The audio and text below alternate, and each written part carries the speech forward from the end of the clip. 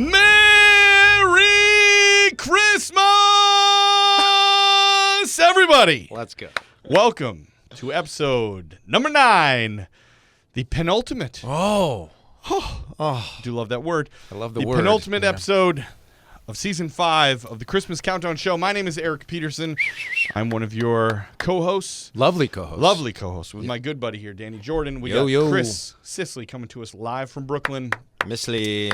We have some of our lovely Patreon Christmas crew listening to us as we record this episode. Yeah. We're very excited, folks. Excited and sad. I know. It does feel like, oh my gosh, we're getting to the end. It does feel that way. Did you see the meme the other day that somebody posted that was like, I don't think it's that I love Christmas so much, but it was like, I'm the type of person that gets sad that Christmas is almost over and it's not even December yet. Yes. And I think someone posted that in our Patreon group. That is absolutely me. Like November 30th, I'm like, oh my God, Christmas is almost over. Dude. Not even December yet. I wonder when that starts, because I remember as a kid, like if I was going to go, like every year I would go to Six Flags for my birthday. And the night before we would go, because I would always take like one of my best friends and, we'd be at my house and my friend would be spending the night and we'd be planning out like the map, like, oh, what rides are we going to go on first? And then as I was laying in bed, I would think, well, this time tomorrow night, I'll just be laying in my bed again, having been. And I was like, why am I thinking that way? I don't know. But you know what? I did the same thing. I've talked about this before, that when we found out that Sophie was going to be a girl, when I found out that I was having a girl, I went right to the end. Oh, really? When I think I've told this story. The end of raising her. Oh, God. Okay. That like when I was in the doctor's office and they were like, all right, is it a boy or a girl? They're like, it's a girl. My first thought that I had was of the scene from Father of the Bride, where he's like playing basketball with his daughter the night before her wedding, and he's sort of about to let her fly away and live her life. And I went, like, my brain went to the end at the beginning of it. Wow. So I think that is a natural sort of like thing to do of stuff that you love. You're like, and what we should do is we should be present in the moment and just like take each moment as it comes. But sometimes it's hard to stop the like going to the end and what's going to be next, or why does it have to end, or whatever that. Now, do you think that's an everybody thing, or do you think it's like, because you and I are like, we're storytellers, right? Like you as an actor, me as like on the production side of things, and we just love story. Do you feel like that's the way our brains are sort of always wired? Looking for a beginning, middle, and end? Yeah. Maybe. Because I tell the story all the time about when we found out, about Emerson's disability, like leading up to that, I think I'd been writing the story in my mind of how her life was going to play out. Yeah. And then when we found out that information, obviously it was shocking because that wasn't the story that was going to happen. I'm curious if that's an everybody thing or just an us thing, or I don't know. Let us know in the comments. Maybe it's an empathetic thing. Sure. I don't know. But we are, as of the release day for this episode, we are 10 days away from Christmas Day. From the big day. Which is exciting. It is. It's very exciting. I am getting a little stressed, I have to admit. Yeah? You want to know why? Why? Something is not happening this year that traditionally I'm usually on top of. Okay. I have not really done any Christmas shopping. Yeah, me neither. Really? Oh, no, that's not true. Actually, Lisa got some done. She did a trip to New York a few weeks ago, and she got a couple things done. Okay. So I have some stuff done. I have very little things. And I don't know if it's that I've been so caught up in life that I'm just forgetting, but it hit me as I was getting ready this morning. I was like, oh, I should probably start crossing shopping stuff off. Because if it's not going to be going to a physical store and I've got to get stuff in my possession. We talk about this every single season. Supply chain issues. Order your stuff early. Yeah. So hopefully when I'm back for the finale, I will have an update that is I've got all the gifts and everything is okay and no need to stress. That's good. We have a great episode today. We do. This is going to be top 10. I'm kind of surprised we haven't done this before. Yeah. Top 10 Christmas commercials. Right. Ooh, there's so many. There's so many good ones. Danny and I both talked about this before the show. I don't know if we ever say this, but sometimes we'll talk about something and we're like, save it for the show. Save it for the show. But basically we were talking about how doing research for this list, we watched a lot of Christmas commercials, and many of the Christmas commercials very heartfelt. Oh my gosh. And tug at your heartstrings. So I spent most of the night crying. Bro, I was sobbing in my garage last night. And I'm like, why am I doing this to myself? Because we love it. We do. It's cathartic, but I also, it's interesting at this point that we're at in life, and this kind of connects to what we were talking about earlier, is that I feel like if I made this list 20 years ago, 25 years ago, because that's where I started with my research. I was like, oh, what were the Toys R Us commercials, when I was a kid, like 10, 11, and like seeing if that would jog these memories of being a kid. And there were some, but the ones that stuck with me, honestly, and I don't want to spoil anything, but it's a lot of commercials I'd never watched before. And then I found them and I'm like crying because I'm a dad now. And, you're just thinking about all these like big moments in life. So I'm sure it's going to be a big old sob fest, but people love that apparently. They do. When we do that they like on it. the show. So get your tissues ready. Yes. But before we get to all of that, we've got a lot of business to get through here. First and foremost, if you are new to the show, which would be wild if someone found us in the penultimate episode at the end of the season, but you never know. If you're new, welcome. We're grateful that you're here. We love making this show. And if you're not doing so, please make sure you tap that follow button wherever you are listening. You can also follow us on social media. We are at Christmas Countdown Show on all the socials. And if you are loving what you're hearing, and apparently a lot of people are, because the reviews have been sort of flooding. We got a lot to like cram in. Okay. Like when Buddy crams the cookies into the VCR, we got to get through. We're good. A lot. We got a few of them to read today. We do have a few, so let's get to the reviews. Yeah. Let's do it. All right, I'll do the first one here. This is an Apple review from Movies Galore, and they gave us 5 golden stars. Yeah. The merriest podcast around. Aw. I've been listening to this podcast for about a year now.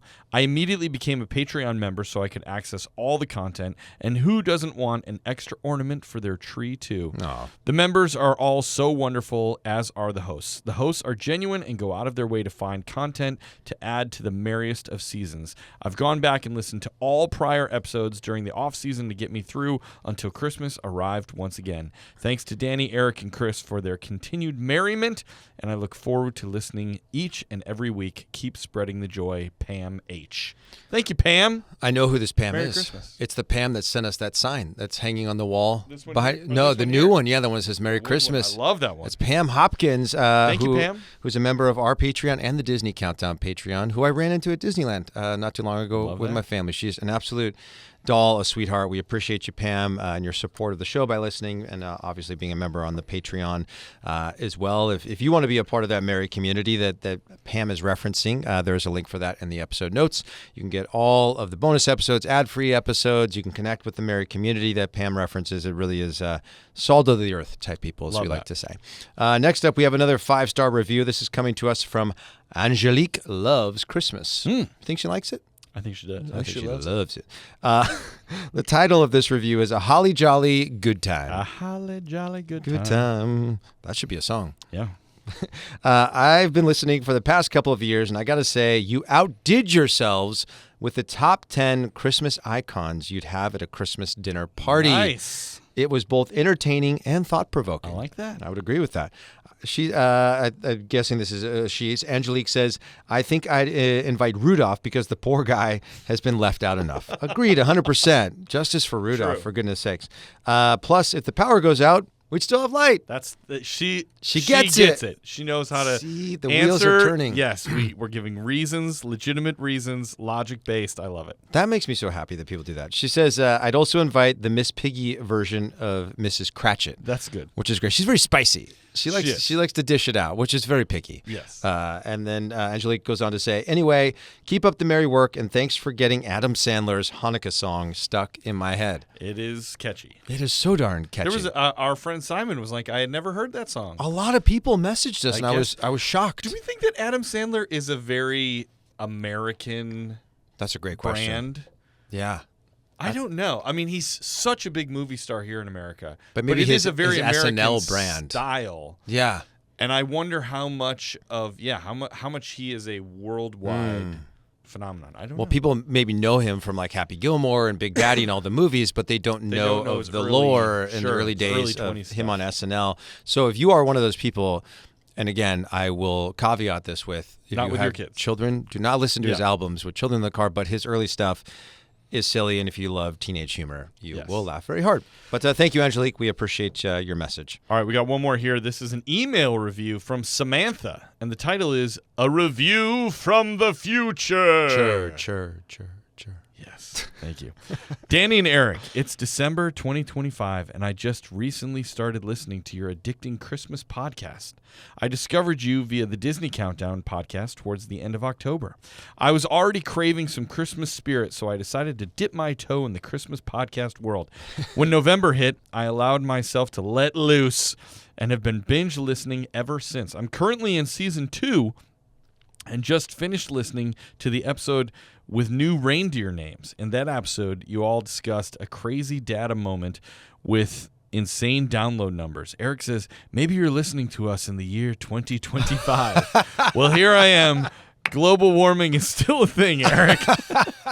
I am not the one that usually gets crazy about Christmas outside of the socially acceptable season. This year, things have felt a little more heavy emotionally for me, and I can't quite put my finger on why. But I guess my soul knew in October that I would need a little more cheer this year, and now I've been sucked into all your holly jolly shenanigans. Yes. If only everyone had Christmas. I've only ever had one Christmas tree in my house, and this year I've added 3 small Christmas trees to my collection. My children were thrilled to have their own tree to decorate for their rooms. Great tradition. That's awesome. My 9-year-old son loved the Jingle Bell episode and has created his own Christmas song playlist on the Spotify Kids. Yes. Love that. My 6-year-old daughter also now requests It's a Cow Christmas on the regular. Yes. Converting them one by one. I love it. Thank you for helping me lean into Christmas cheer without any shame. Yeah. Thank you for the truly so bad they are good dad jokes. Wow. Thank you for saying yes to a Christmas podcast when the opportunity presented itself. And thank you for making a loving and joyful impact on anyone who listens.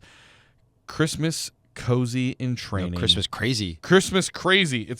I'm getting old. We were just talking about this earlier. Danny and I are getting Christmas get you. crazy in training. Samantha from Magnolia, Texas. P.S. Speaking of, I'm hoping to get through all the podcast seasons by the end of the year, as it were. Have I stopped saying that on the show? That. You've not said it once this year. Wow. I don't know if that was intentional or if I've just grown as a human growth being. I've probably said a lot more. Maybe like as it were was my that was your my vocal 2024 pause. world. It was the vocal pause of 2024 was as it were. What a great thank you review. very much. Yeah. Samantha, that's awesome. Merry Christmas and hello to both your kids. And we're just so happy that you're listening and found us. Do you remember when we said that back in season 2? Like, how crazy to think that like years from now, people will discover this and they'll be listening to it in sort of real time, but it'll be us like 8 years ago. Yeah. It's so crazy. She's not the first person to reach out to us and say that. We get comments on that episode all the time on Spotify. People are like, the names? They're like, listening to you in 2025. That's funny. And they're like, I'm here checking in from the future. And I'm like, dude, that is so cool really that people respond to that. What are those things when you like bury a time capsule. Time capsule. Yeah. I did that at my elementary school because I was the class of 2000. Sure. So on our first day of kindergarten, they had us do a time capsule. But they can't remember where they buried it. Not good. So it's still there somewhere. Anyway, you would think like with a metal detector or something, they could, I don't know, figure it out. Yeah. I mean, come on. Stag Street, what's going on? Anyway, thank you, Samantha. Thank you, everyone who reached out with a review. We still have time, about a week left this season. So if you want us to read your review, you can still submit it on Spotify, on Apple, wherever you are listening. You can email us, kringle@christmascountdownshow.com. That's how you can connect with us and get your message read on the show. I love it. I hear that that there might be some mailbag things. I was going to reach for it, but I also saw you reaching for jokes. Do you want jokes now? Or do you want Sure, I can do jokes Let's now. get a couple jokes. Let's Why get some not? jokes Come in on. here. It's our show. We can do what we want. Okay, here we go. What is the difference between Rudolph and a knight? I don't know, Eric. What? A knight with a sword. Oh, K and I. Yeah. What's the difference between Rudolph and a knight? I don't know, Eric. What? One slays a dragon, the other drags a sleigh. Ew. Pretty good. That brings up something I've been wanting to just share somewhere publicly for a long time. What's that? I love city planners because I feel like they get cute with street names sometimes. Sure. Near my house, when I take the back way out, I drive by Day Court, and the street after it is Night Court. But it is spelled Knight, which is like funny in two ways because it's like night court, Yeah. but it's also night and day. Yeah, but it's yeah. also it's like funny in three ways. I was like, that's a lot of jokes. that's a lot of jokes. Somebody's having a lot of fun over there at the city. Yeah. Okay, here we go. What do grapes sing at Christmas? I don't know, Eric. What? 'Tis the season to be jelly. There you go. Are you proud of me that not once? I am. This is 9 episodes in, and I Talk about still growth. Talk about growth. as it were. It's very good. It's very good. All right, 2 more. No, 3 more. Okay. Who is Santa's favorite singer? I don't know, Eric. Who? Elvis Presley. Yo. Elvis. What would Elvis Presley sing? I guess he all shook up, but he's shaking Yeah, jingle bells. yeah. Maybe. Blue or Christmas, he's maybe. shaking the packages. Oh, yeah, that's and then he pretty got good. fired because he was shaking up the packages. Yeah. I'm all shook up. That's pretty good. Anyway, How can you tell that Santa is nearby? I don't know, Eric. How? You can always sense his presence. Hey, You can always presents. sense his presence. Presents. That's pretty good. I like That is a good one. Okay. Last one. Who delivers Christmas presents to sharks? No, it sounds like it's going to be funny. I can't wait. Santa Jaws. Santa Jaws. All of these, I feel like, need to be made into like memes. Yes. Like, why have we not been doing that all season That long? made me cry. That one made me cry. Where we It like was so create dumb. like, because I can't draw. Maybe it'd be funnier if I tried to draw it. And then we just put like the joke bubble there, and we just post them on our socials. I know. If only we had a social media. Emilio. Emilio! Oh, We've not even talked about Emilio not being here. you know, if he was in this room, he still be wouldn't sitting have on the floor He right would because there. there's no chair. There's no chair. Emilio, if you're listening out there, We love you, buddy. We love you, buddy. Congratulations. We know you're getting married real soon, so Yes. congrats to you and your lovely lady. If you don't know who Emilio is, he's not a random human. He actually is like He's a a person. person. Yeah, we miss you, Emilio. Sending you our best. Love your jokes. You know what I also love? Mail. Ooh. Do you think Merry there's Mail. any food in there today? Because I am starving. We're going to find out. I still have those Reese's. Just throw me a tree real quick. Hold on. I think there may be. Let me dig deeper into this mailbag over here. Hold on. Old Eric had to rush to the studio this morning without any breakfast, and Oh, would you look at that? oh, look at this! He Fresh found out of the mailbag. some. Yes. Which now you're gonna go. I'm just gonna put them over here, Yeah. and you can choose whichever. That's Pick your poison. I didn't get any of the bells yet. They are good. My favorite, which is kind of crazy to say, The white trees. I think it's the white chocolate trees. Yeah, they are like the white so trees. darn good. There's something about, and I don't understand why this is the case. Like, why does white chocolate taste different than normal chocolate? Makes no sense. Are they adding vanilla in or something? And Maybe. it's just like a mix. I don't know. If you are a chocolate aficionado. what would that be called? A chocolatier? A chocolatier? Sure, yeah, chocolatier. Yeah. No. Not a mongerer. That's cheese and fish, right? Anyway, this is one of my favorite types of Merry Mail to receive. One that comes por avión, Ooh. which means it's International. coming international. This is Royal Mail. And this is the first time in the history of Christmas Countdown that the king has been on the mail and that. not the queen. Are we Wow. going to be knighted We might be. for our services? To Night court. Night court. That's right. This is coming to us from Andy Gilmartin, who's one of our. Oh my gosh! Look at this beautiful card, Eric. The title of this card is "Christmas Walk," and it's just a beautiful. It almost looks like the cottage from Love Actually that Kate Winslet's character lives in. So beautiful. There's a little smoke coming out of the chimney. Beautiful. Oh my gosh! I'm not the best at reading cursive. Let's see how this goes. I feel like I was good at it when I was younger, but we don't We're see out of cursive practice. anymore. Yeah, we're out of practice. So bear with me here. Should I do it with a British accent? That was like a half yes, half chuckle. You're like, Absolutely, you should. okay. Dear Danny, Eric, and Chris. Pretty good. Was that pretty good? Okay. Happy Christmas to you, the massively merry crew. Greetings from Petersborough, UK. I've been a loyal listener since season 1, and I'm so grateful for you and the podcast. It has brought me so much joy during happy days and comfort during challenging times. I welcomed my daughter Charlotte in November last year, and while she brought an unimaginable amount of love into my world, it was also one of the darkest times in my life. Now I feel bad doing an accent. It's okay. Okay. I remember listening to episodes of Christmas Countdown while nursing her in the middle of the night, and it made me feel less alone. Thank you for keeping me company when I felt at my loneliest. Even though I was surrounded by loved ones and with the best husband in the world by my side. Now Charlotte is one, and life couldn't be better. Now that the dark clouds have passed, I know exactly what you guys mean when you're talking about your favorite parts of parenting. It's the absolute best. Lots of love. Andy. I love that. Andy, Merry Christmas. That is very, very sweet. Happy Christmas. And I feel somewhat bad that I did that with an accent because it was such a I think kind that's okay. message. It was read respectfully. Yeah, There it was. wasn't, and I felt like, I'm not to read too much into it, sounds like maybe Andy went through a little bit of postpartum, which Correct, yeah. a lot of moms do. And it's hard. It's hard for the mom going through it. It's hard for the spouse. But we're glad that you made it out the other side. Yeah. And that you're getting to experience all of the many joys of parenting, because it really is the best job in the world. It's so darn beautiful. And thank you for including us in that time. Yeah. What an honor to be someone that you trust to sort of share that part of your journey with. Yeah. And that you knew that we could help you find your way, through that chapter of your life, or not, be there with you, sort of like along the journey.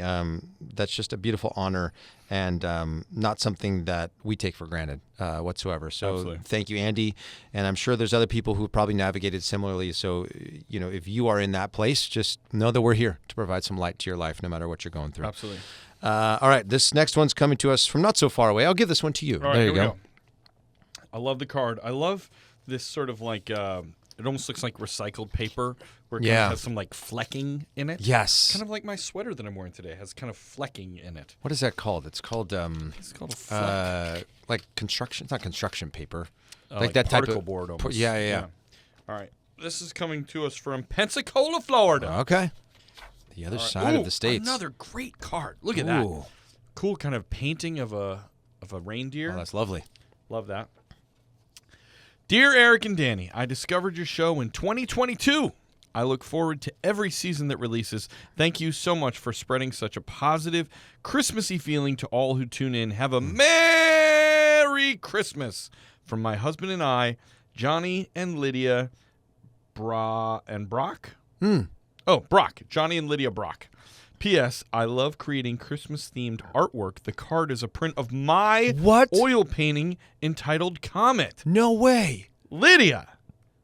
That is Lydia. Beautiful. Wow. Look at Lydia, we get a print of that? Can we get a print for the studio? We will frame it and This hang is it. absolutely stunning. Oh my Wait, gosh. can we talk about something real quick? I wonder why she chose Comet.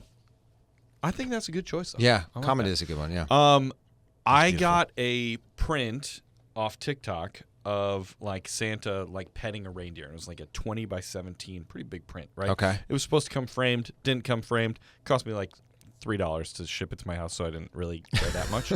But I wanted to put it up, and it didn't look right. I'm like, we're adult people. Like, I didn't want to have like thumbtacks in the wall, like tape. Yeah, like with like a poster on the wall, right?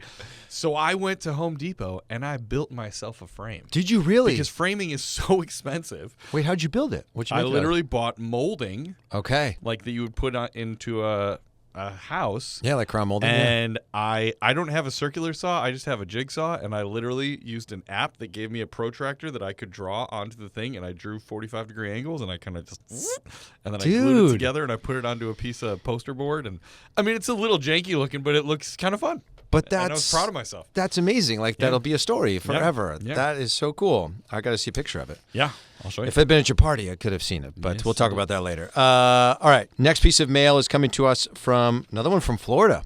Ooh. This is coming to us from Barbie. Barbie. Hey, Barbie. It says, hi, guys. Thanks for all the Xmas joy that you bring to everyone. Hope you enjoy your pens. Hugs, Barbie. Merry Christmas. Little handmade card. Love that. With a little tree on the back. Love that. We'll I put love it over pens. here with the collection. All right. Well, look at this envelope. Very shimmery. I love that. My kids would love this. Ooh. Oh, my gosh. Now, there are two in here, Okay. and they're not labeled with names. So I'm just going to say to you, red or green? Green. There you are. There's your green pen. Whoa. Dude, look at these pens. They are so... These are like magic wands. Dude, this feels like something someone at Hogwarts would have. Yeah. like the merriest How's it turn teacher out? ever. Just a It almost feels like flick? something Umbridge would have. Yeah. Remember who Umbridge? Professor Umbridge. Oh, she's the worst. This is awesome. Look at that. They got little jingle. These look at the. I like the jingle bells on these. I want to make my list with this pen. Does yours have like a little bow on it as well? I've got a red bow under the jingle bell. I Yeah, wonder if she made these. these are very cool. These are. I've never seen anything like this before. Never. It's just like stacked. I've got a Christmas tree, Who's then a this from? gingerbread. This is from Barbie. Thank you, Barbie. Thank you, Barbie. That's so sweet. Now you have a pen. Awesome. So Now if we I have play pen. a game, you are all set. I can write. Maybe Barbie was listening. I love it. All right. So we have 2 more. We have a lot to get All through right, let's because go. we're getting towards the end of the season. So bear with us. Again, we joked last episode. This is sort of like on Christmas morning where there's that one family member who has like 5 extra gifts Yeah. at the end. I'll pass this one over to you. Okay. Since I did the last one. Okay, here we go. This is from Highlands, Texas. Oh, this is from Janelle. This is from Janelle. All right. Card says Christmas countdown, boys. Wheeze. And it says, here we go. Here we go. Ooh, another beautiful card. Merry Christmas. This looks handmade. Look at that. There's almost. Whoa. It is Is that from a fabric? Company. It is from a company. Okay. But it looks very handmade in a cool way. There's almost like a fabric of a Christmas tree and the star, but then there's like the cardboard kind of cut out around it. It's very pretty. This is Danny and Eric. Merry Christmas. Thank you both for the joy you bring throughout the year, but especially now in the most wonderful season. I brought a few of these gifts all the way from Kenya, and I decided to add a few Texas ornaments as well. Oh, wow. Hopefully you're familiar with the southern phenomenon that is Buc-ee's. If not, definitely Google it. Appreciate you so much. Thank you for always bringing the Christmas cheer, Janelle. But do you know what Buc-ee's is? I have no idea what Buc-ee's are. is a convenience store Oh, that's okay. all through the South, especially in Texas. Yes. But people like it is a religion. It's To go shop at Buc-ee's? To go shop Okay. at Buc-ee's. And it's big. Like now I think I think some are still small, like gas station Buc-ee's, I think. Okay. But there are ones that are like Bass Pro Shop. They're like They're that they're big? like massive. And do they still have gas stations attached to them? I don't know totally, but Okay. they're definitely like you get food and like they have their own brands of like coffee and Wow. knickknacks and people they live by Buc-ee's. That's incredible. Okay, here's another. We've seen this brand. We love these. They're like braided ornaments. And I Look think at these are that. handmade in Kenya I think so, by yes. artisans over there. Because every year I think Janelle has been sending us a handmade ornament from This Kenya. one's pretty. It's got kind Oh of like my gosh. almost like a orangish or kind of reddish and Is green. yours is a tree, right? Yeah, it's a tree. And I think mine is an angel. Love that. That's beautiful. Ooh, Whoa. Look at this one here. This is like an angel that's in purple. Some very unexpected Christmas colors, which I think is really smart because we love the red and green, but sometimes it's nice to, shake it up a little bit. I agree. Look at that. Oh, my kids would flip out about this because it looks like K-pop demon hunter's It hair. does look like that. That is beautiful. I Okay, wonder if let's this see. is like horse hair, do you think? Could be. It kind of has that vibe to it, All right, right? This is a cool little box. Okay. It's got a. I'm gonna hang this one. What? Oh my God! I can't see. I'm gonna show you in just a second. Oh my gosh, That's that is beautiful. so beautiful.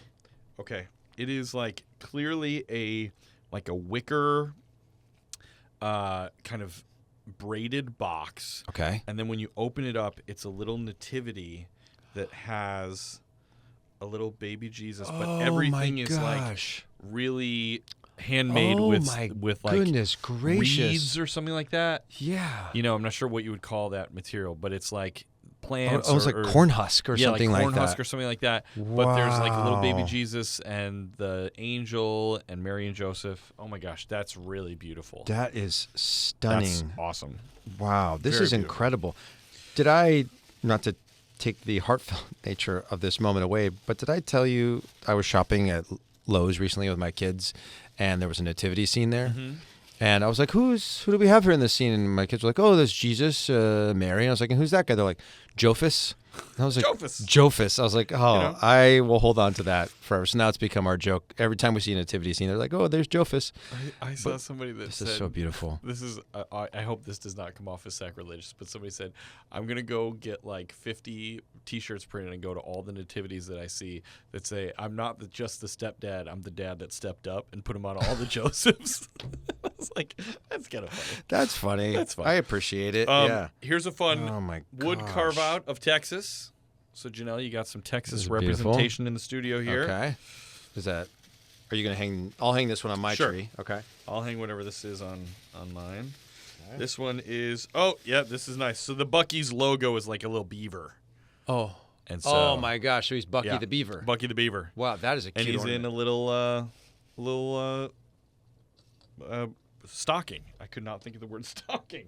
Oh. It's troublesome when we're hosting a Christmas podcast. Our Thank trees you, are Janelle. getting This very is great. full. Like I turned around just expecting to see a branch easily, but 5 seasons of people sending us ornaments, it's filling up here, which is so incredibly kind. Did you smell this nativity scene? I did not. Should I? Oh, it's got a really nice, I don't know, almost like a. It's just very organic. Let me see. The smell, I think, is how I would describe it. Oh yeah, that is Right? cool. It's a little bit of lacquer, I feel like, mixed with whatever the substrates are that are in there. Yeah. Man, that's really, really very beautiful. Yeah, it's stunning, right? I'm taking a picture of it to show my family. So we'll put it up. We got to find a spot for it here in the studio, Yeah. right? Right here for right now. Okay. Maybe there. That's lovely. So people can see. Will it stay open? Ooh. Ooh. Yeah. How? Oh. Is it going to stay? It looks like it wants to go. It wants to go. I'm describing for the list. Yeah. Slow. This very slow close. Yes. But that was so thoughtful. Thank you, Beautiful. Janelle. We appreciate you. How Beautiful. amazing that this little pod from our garages that it connected us to people like in Kenya who Amazing. go to these markets and find holiday wares that they then To share with bring us? to us. It's very, very incredible, and it'll never get old to me. All right, one last piece of mail. Oh man, hold on. This might be the answer to the question. Okay, so we've been getting all these packages of ornaments recently, right? Yeah. And I'm like, there's no name. I Yeah. think the gift receipts are all in this box. All of Because them? there's like 1, 2, 3, 4. Oh, jeez. And yeah. So Christmas movie ornament. Yeah, I think this has got to be. Yeah, it's got to be from Kim. So I'm guessing Kim is the one who sent Amazing. us all those previous ornaments. So thank you, Kim. Thank you, Kim. Says, Merry Christmas, Countdown Crew. There are a few more small boxes coming later. Earlier. There we go. But cannot choose gift option, but all are personalized. So now we know. Kim, Thank you, Kim. the great We've loved them. Christ mystery of 2025 That's right. has been solved. Let me take 2 of these items out, and I'm Sure. going to give you the rest of the box because you need to open Okay. what I'm seeing here. So I'm going to pass this to you. Okay. Because I feel like just like I got my Kevin earlier this season, Kevin McAllister, I feel like this is Eric. Here we go. Oh, I see something that looks Christmas story-ish, which I love.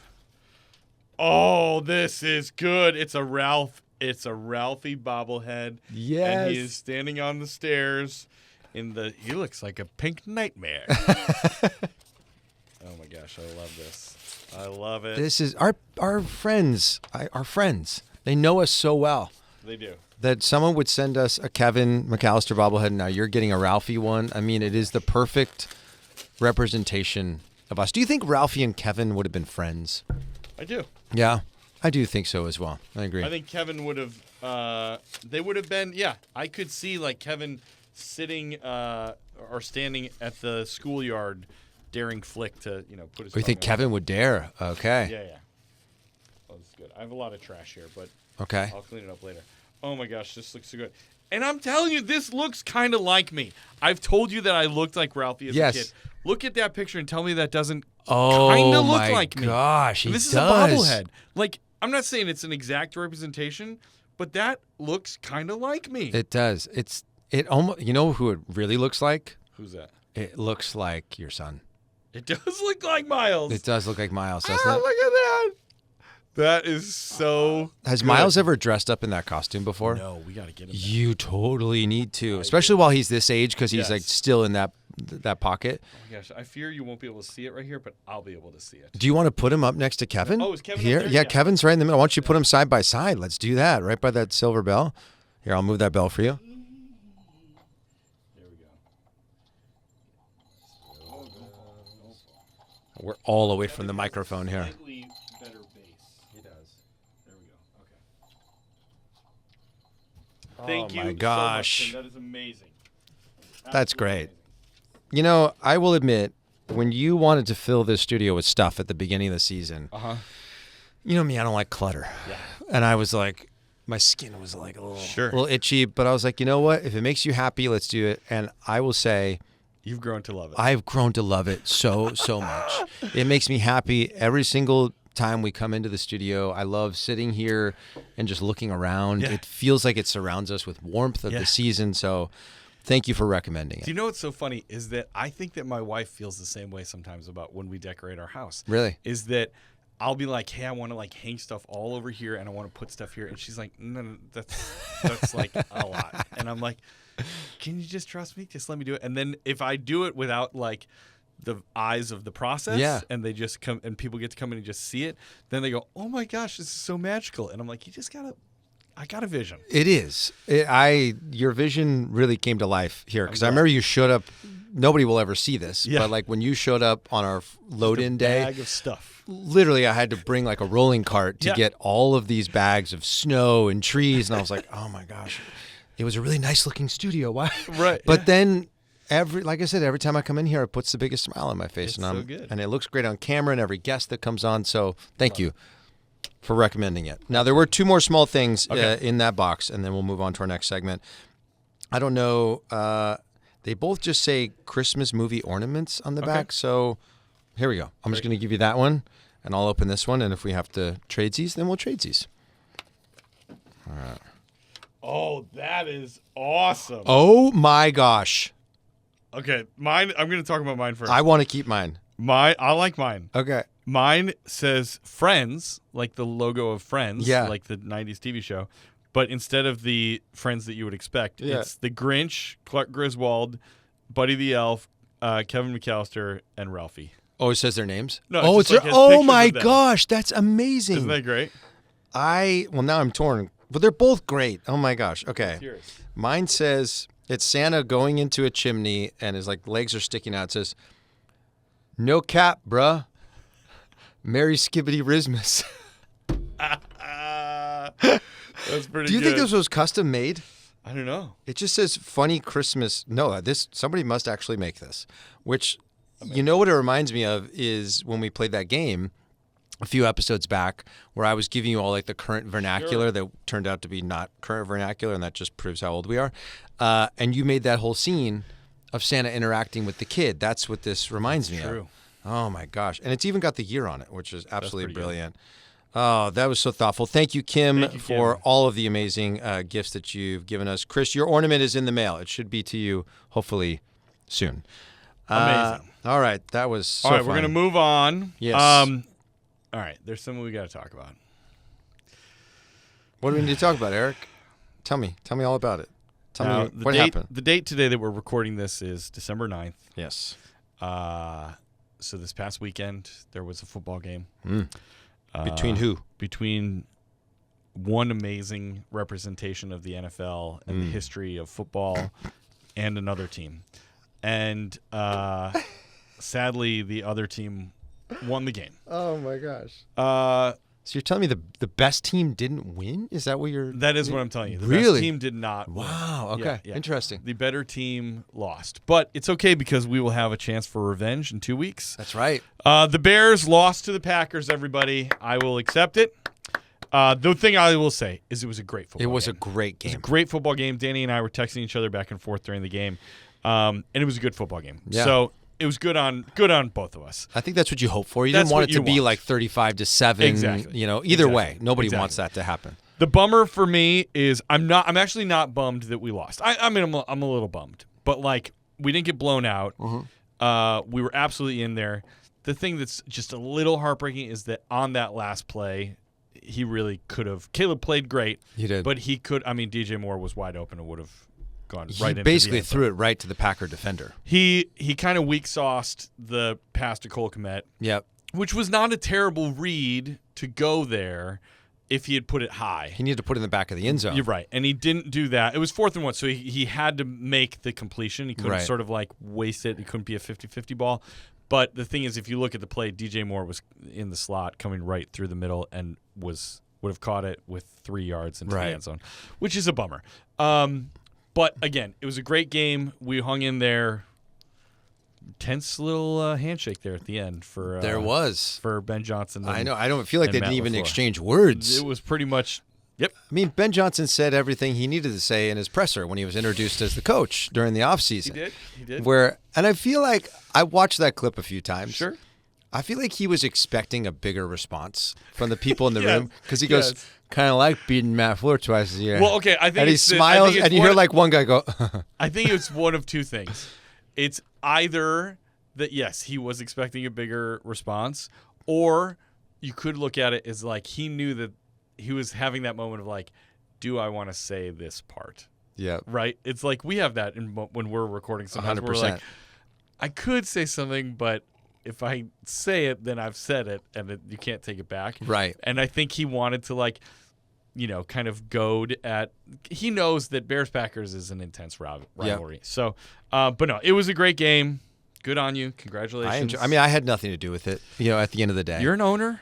I am. know? That is true. I So mean, I you wasn't had going something to do with to it. bring that up. Yeah, I did. I did contribute a couple $100 to them. You paid some of those salaries. I so did. You I absolutely paid. have I ownership. paid probably for like 1/millionth of that Christian Watson Yes, touchdown. yes. So you are welcome, Packer fans all around the world. But it was great. I loved.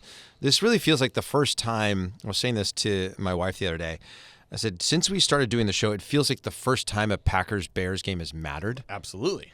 And I think that's what made You it could so say the first time exciting. in almost 20 years. That's there true. was the NFC Championship game in like 2010. Was that when That's Cutler, when Cutler got yeah. hurt, like in the third quarter. Yep.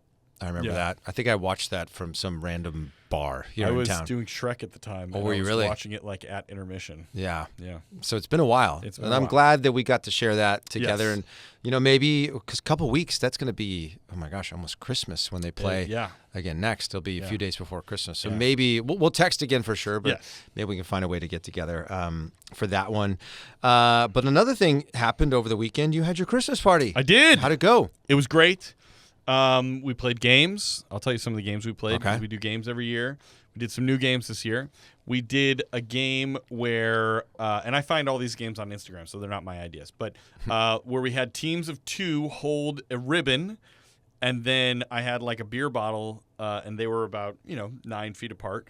And then we put a candy cane on the ribbon, Ooh. and then the team had to sort of essentially lower the candy cane into the beer bottle 3 times, and then Whoa. fully extend it back up, and then lower it down, and then fully. Were they allowed to hit the edges of the bottle? I mean, it had to be fully Had to be in the without beer making bottle. like a clink No, sound? you could make oh, it okay, clink. gotcha. You just had to be fully in. No operation rules. Right, yeah. Okay. And so we did like a tournament style of that. That Okay. was fun. We did a game that I saw where one person held a candle and their partner would put a paper plate in their mouth, and they had to like basically headbang to like try to use the paper plate's wind to blow out the candle. Did you have anyone texting you the next day Some saying people their had some necks neck were, issues. yeah.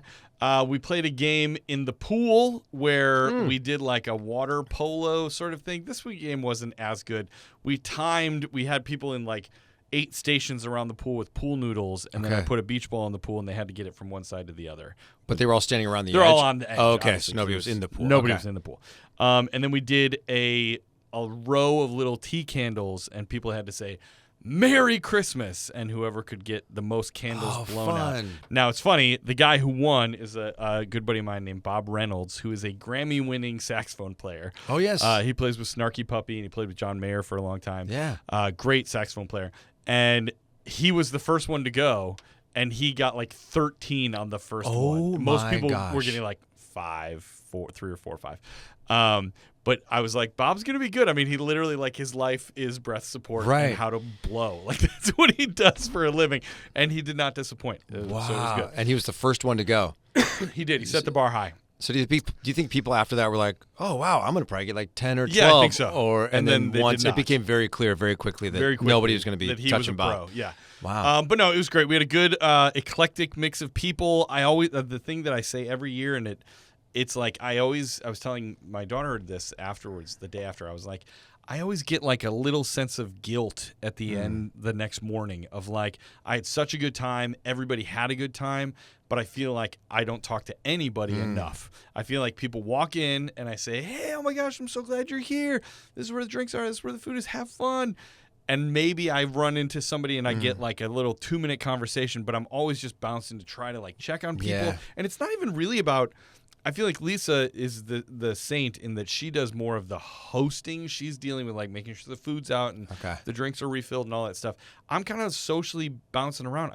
I always feel like every person, I'm like, I wish I could have talked to you more. So. But does everyone come back year over year? Every year. And do they always have a smile on their face? They always do. Then you must be doing something right. I guess so. I get that. Like I try to bring some joy to people. And you do a fantastic job. I was bummed to miss it. I know. But I had, my daughter's godfather came out for the day. And so we did, they had a free event here in town at the theater where you could go like write your letters to Santa, a bunch of coloring. They actually had Santa who, made a little surprise appearance. Nice. So you could, meet Santa, get your photo with him, which was super fun. And then they showed the newest version of The Grinch with Ed Helms,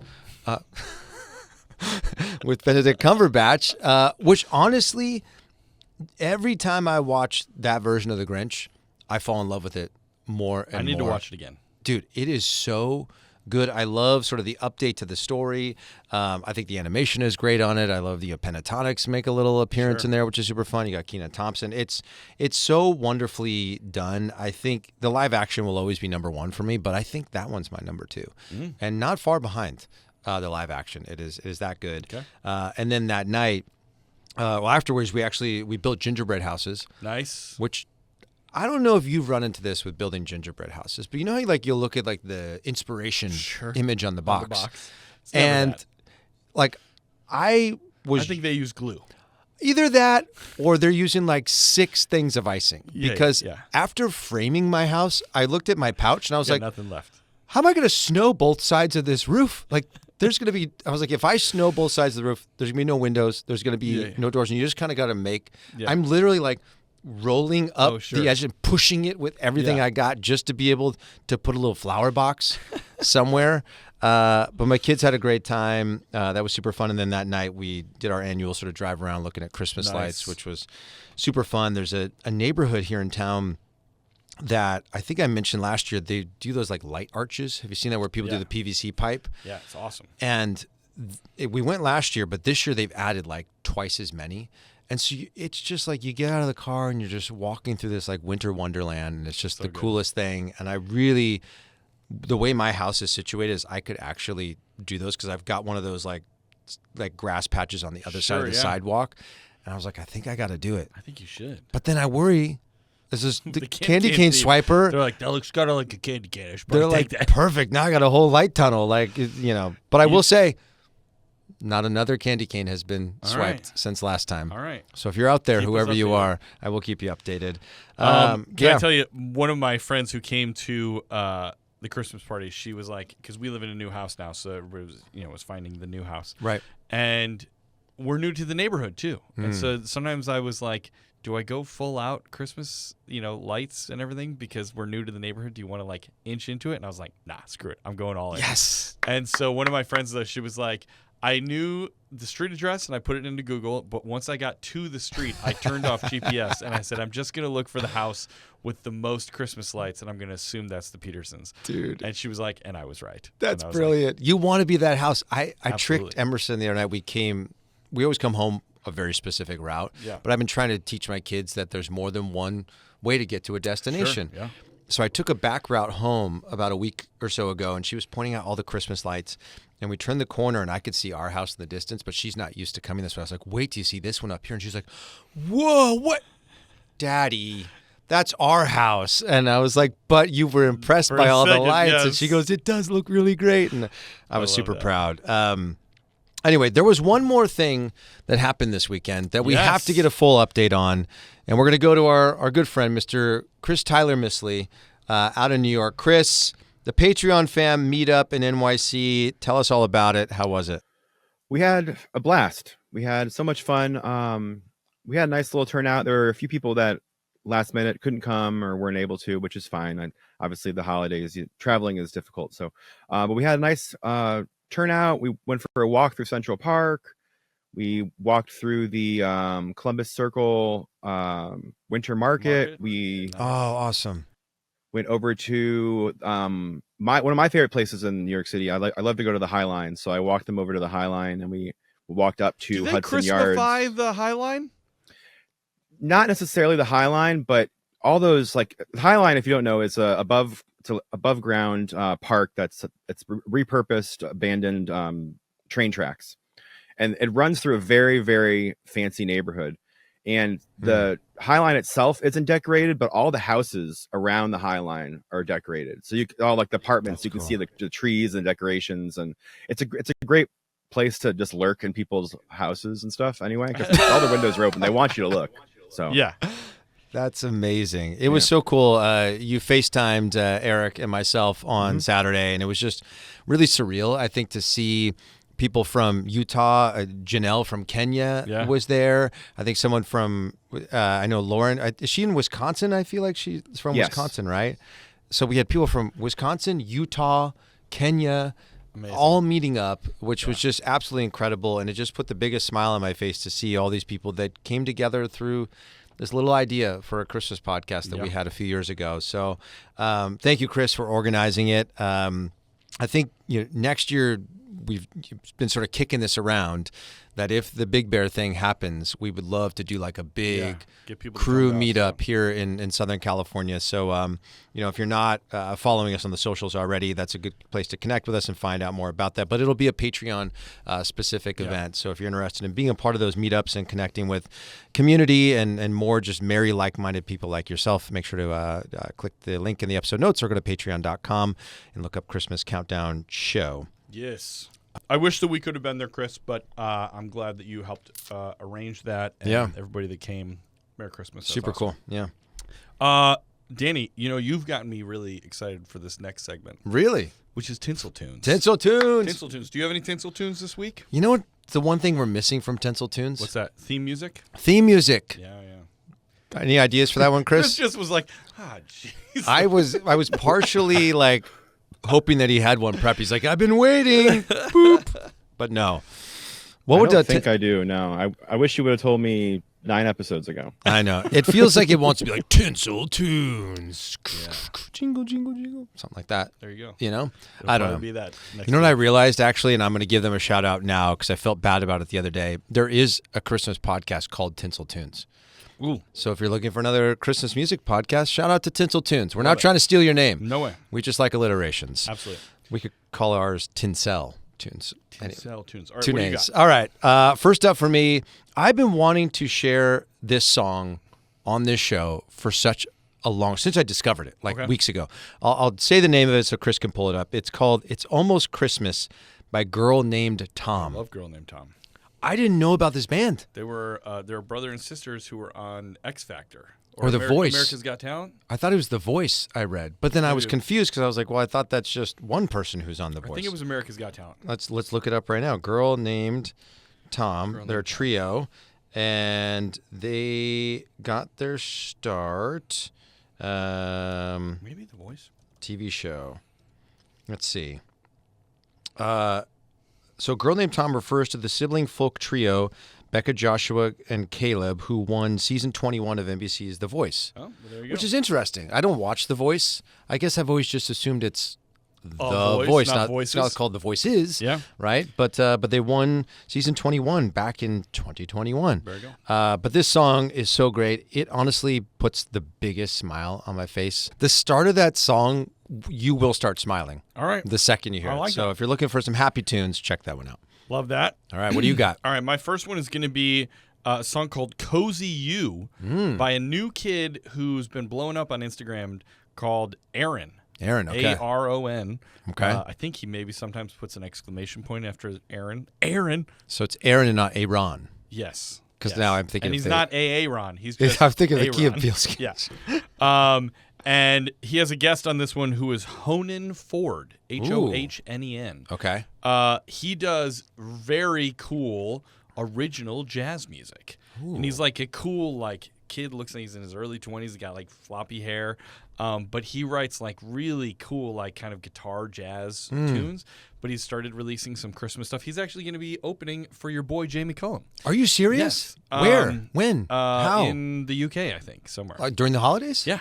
Oh my gosh. But this song, Cozy You, is one of his new songs, and it's just really adorable. You know, Honan Ford's got a show coming up 2 days from now in Hollywood. Well, there you go. So if you're looking for something to do, Very cool. love that. Chris, do you have any Tinsel Tunes that you've been chomping at the bit to share? Oof, I got nothing. You got nothing. Well, good news. I got one for you. I feel like I'm Okay. gonna get some props on this one because I am sort of notorious for sharing pop songs on this show, and maybe this band is considered pop, but it's The Darkness. I love The Darkness. They have a song called "Christmas Time." Don't let the bells end. I know this song. You know this Yeah, song? this is a good song. I'd never heard it before, but the beauty, of these streaming platforms is, a lot of times what'll happen for me, and I'm sure this happens for you, Eric, is that when I'm doing research into songs, I have my playlist playing and I'm like, okay, do I like how these 10 sort of mesh up? And then it ends, but they don't want you to And leave then the it keeps platform. going, yeah. So they'll kick you some new songs. I love that. And that's how I came across this song. And I love The Darkness's vibe. I love the lead singer's voice. And it's basically all of their music and their vibe of their music, but now in a holiday sort of setting. Sure. I think the song may have been on a list of mine. Really? previously. But did you share it on the show? Really? I don't recall ever hearing it. There you go. I go into the zone sometimes. Sure. I have a question for you about The Darkness. Yeah. Do you think if that lead singer wasn't in The Darkness, that Queen would have brought him in to Maybe. become the new Freddie Mercury? Maybe he's very 'Cause showy like that. He's got the vibe of Freddie yeah. Mercury. He's got the high, falsetto, which is really, really sweet. Great song. Definitely worth a listen. All right, mine is a song that came to me on Instagram. In a dream. No. It's a guy named Dan Magnan. Okay. Mangan. Mangan. Mangan. Okay. He is a folk artist, but he has a song called Christmas Song. It reminds me of this post that I saw on Instagram, and you probably saw this too because I feel like it's gone incredibly viral. It has over 800,000 likes. And it's just a text post. Have you seen this? Yeah. And I'll just read it. And I feel like this will connect with a lot of parents out there. It says, "We're 30. It's December, and he asks me what I want for Christmas this year. I laugh and say, oh, I don't know, sleep, silence, sanity. He half smiles because we both know I can't have that. We're 80 now. It's December, and he asks me what I want for Christmas this year. I look at the tree, filled with handmade ornaments, now decades old. They hang quietly untouched. I look at the lights glowing across an empty floor, no longer full of toy cars, Lego, and crumbs. I recall the years where everything felt alive. The squeals at sunrise, the torn open boxes, the little voices yelling, Mommy, come see. I cry and say, no, I don't know. Just one more Christmas when they were little. He half smiles because we both know I can't have that. And that's when it hits me. I got everything I thought I wanted when I was 30. Turns out I miss everything I had when I was 30. The days are messy, but the years are magic, and you can't get them back. Enjoy them." Amen. I read that there. I was Yeah. crying, Puddle. Yeah. an absolute mess. But I think we love sharing those types of things on the show, right? That's what that song, I think, is capturing in a lot of ways. And that's really the heart of why we're here, is that we love to laugh. We love to share fun new songs. Feel the feelings. But we want to feel the feelings of the season and remind us all that it's important to be present. And I've said this in seasons past because, if you're not, then you have nothing to be nostalgic for. Yep. 10, 20 years from now. So as we find ourselves 10 days out from Christmas Day and we are in the thick of it, and there's so much happening and so many commitments. And as I said earlier, when am I getting my shopping done and all that? And you can get stressed out and you can be like, oh, I just want this day to end, or I want it to be next week or whatever.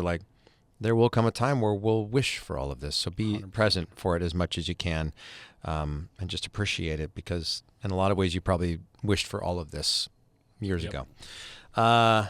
Anyway, let's lighten the mood a little bit, shall do we? it. I hear tell you got a game, Chris. It's time once again to test your Christmas knowledge. We're going to be playing with a little help from my friends. It's the second Ringo mention in 2 That's right. episodes. Oh, Ringo's getting a lot of love this season. Yeah. So what makes this game special is that you're going to be the ones giving each other clues to get the right answers. Here's how it works. I shared with you both some well-known Christmas-related stuff broken down by categories. I'll ask you 3 questions about those things, and your answers will serve as the clues to help the other person guess the thing I've given you. Amazing. Keep this in mind, though. Getting the answer correct isn't as important as giving an answer that'll get the other person to guess the subject of the questions. Copy. Just like all the other games, if you don't understand, you'll get to it. You'll understand once we get through it. All right, so we're going to start with Eric. After you answer your 3 questions for the first subject, we'll turn it over to Danny to see if he can guess correctly based on your answers. If he's not able to come up with the correct answer, I'll give you the correct answers that are actually the correct answers, and we'll see if that helps. Either way, I'll give you the correct answers after each round. Okay. The category is sitcom actresses in Christmas movies. Here you go, Eric. This is the first question for you. This actress was a cast member of what television show from 1982 to 1985? So I give you the answer because I know what you sent me the information. I know what that answer Yeah. is, and you're asking me So what you show. know who I'm talking about. So you can either say what you think the show is, if you think that's more helpful, or you can maybe give Danny some sort of a clue that might help get the answer. Gotcha. Because I'm trying to get Danny to say this thing here. Yes. Okay. And say your question one more time. This actress was a cast member of what television show from 1982 to 1985? Ooh. Okay. SNL. Okay. Here's the next question. This actress's father had a net worth of $3.4 billion, which stemmed from being a key leader in one of the world's largest private trading empires in what industry? Shipping. Okay. And last one. In 2021, this actress joined the Marvel Cinematic Universe playing what character? I just spit. I was like, I didn't know that she joined the Marvel Cinematic Universe.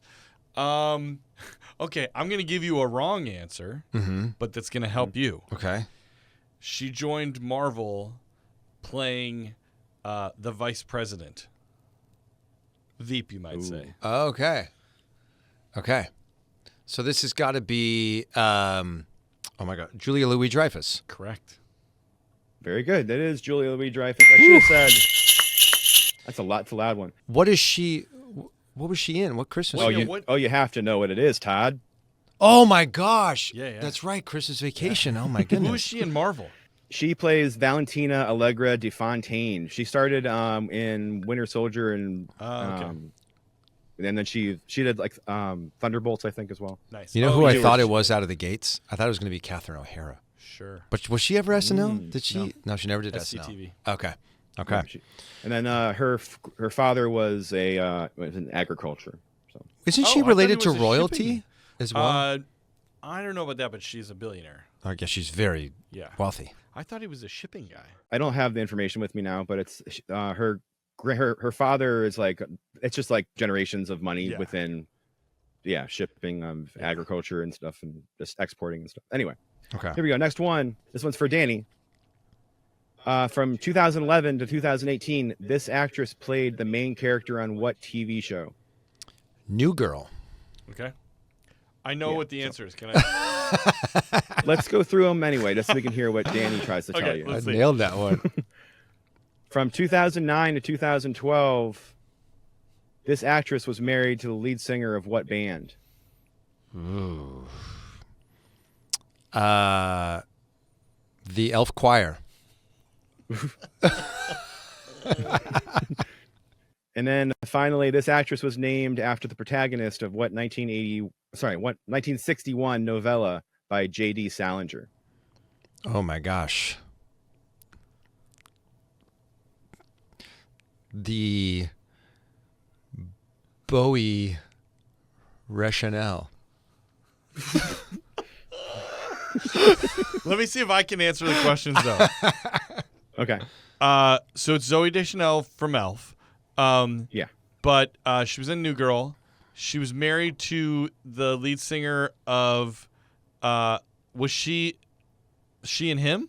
No, she was married to the lead singer of either. I'll give you either one: Death Cab for Cutie or the Postal Service. Oh yes. Ben Okay. Okay. And then Catcher in the Rye. She was named after a novella called Franny and Zoe. Oh, Franny and Zoe. So Because I didn't want to say Frank. Zoe because Sure, I felt yeah. like that was going to be Yeah. a little obvious. All right, that was good. I got you now. The Elf Choir was pretty good, right? If we hadn't If I known didn't at that already know, point, yeah. yeah. All right. here we go. This is the next category. This is Christmas movies. This one's for you, Eric. These 3 questions. This movie is based on a 1985 book by what author? Ooh. T. Hanks. This film is known for being the first film to utilize what filming method? ACGI. It stands for Awkward Computer Generated Images. Okay. ACGI. Okay. And this film features a cameo from the lead singer of what popular rock band? You've been to Disney World before. Yes. And you've ridden the Rock and Roller Coaster. I have. And it was Aerosmith. Yes. I'm going to go the Yes. Polar Express. That is correct. T. Hanks. That's right. I'll give you that one of those. Oh, I feel like you could really cheat your way through this game. Oh, my I can't gosh. remember who did write Polar Express. Chris Van Allsburg. Oh, Classic. of course. You're just full of Yeah. all the hits. You know us in books. That's next week. Have you started? People can't hear you shaking your head. No. My books will all be short. Are we doing top 5 or top 10? Please, 5. I got to be honest. I've been looking at entirely children's books at this point. Mine are all children's books, too. Yeah, okay. Oh, Can we include the Amazon gift guide? Is that a book? All right, stay in the game. Last Here one. you go, No, we got Danny. 2 more. Sorry. Go on. Danny, this one's for you. Yeah. This movie got a sequel in 2014 starring which comedian? Wait, it did? I'm going to go with Arsenio Hall. Next question.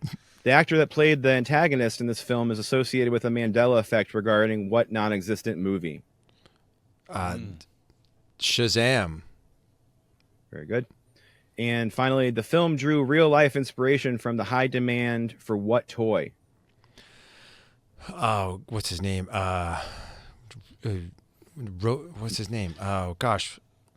The real actual toy that it Oh, drew the real inspiration actual toy. Fast Gentleman. I'm going to go with Iron Man. Fast Gentleman. Fast Gentleman. Okay, so it's Jingle All the Way, Yep. Turbo Man, Sinbad, and I don't know what the first. I guess there was a sequel to. I don't know who the sequel starred. That would have been Larry the Cable Guy. Oh, okay. So I was thinking of That other tells you like anything. comedians who were big in like the 90s that would have been Sure, yeah. related to Sinbad, possibly there. I didn't know it had a sequel. I didn't. What's either. it called? I think it's called Jingle All the Way too. Jingled probably. All the Way. Because we talked about that in our countdown. I think in the bonus, They just made it last week. they just super low budget. Yeah. They shot it all on their iPhones. SAG ultra low. Oh budget. my gosh! All right, That's one more. amazing. Let's do it, Chris. Here we go. This is the last category. This category is things you find around the house during the holidays. Eric, these are for you. The Polynesian version of this thing is called what?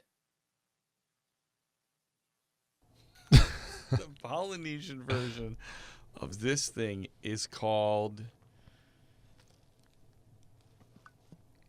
Oh my god! Pineapples. Okay. An edible version of this thing made out of what snack food can be traced back to Williamsburg, Virginia in 1842? Popcorn.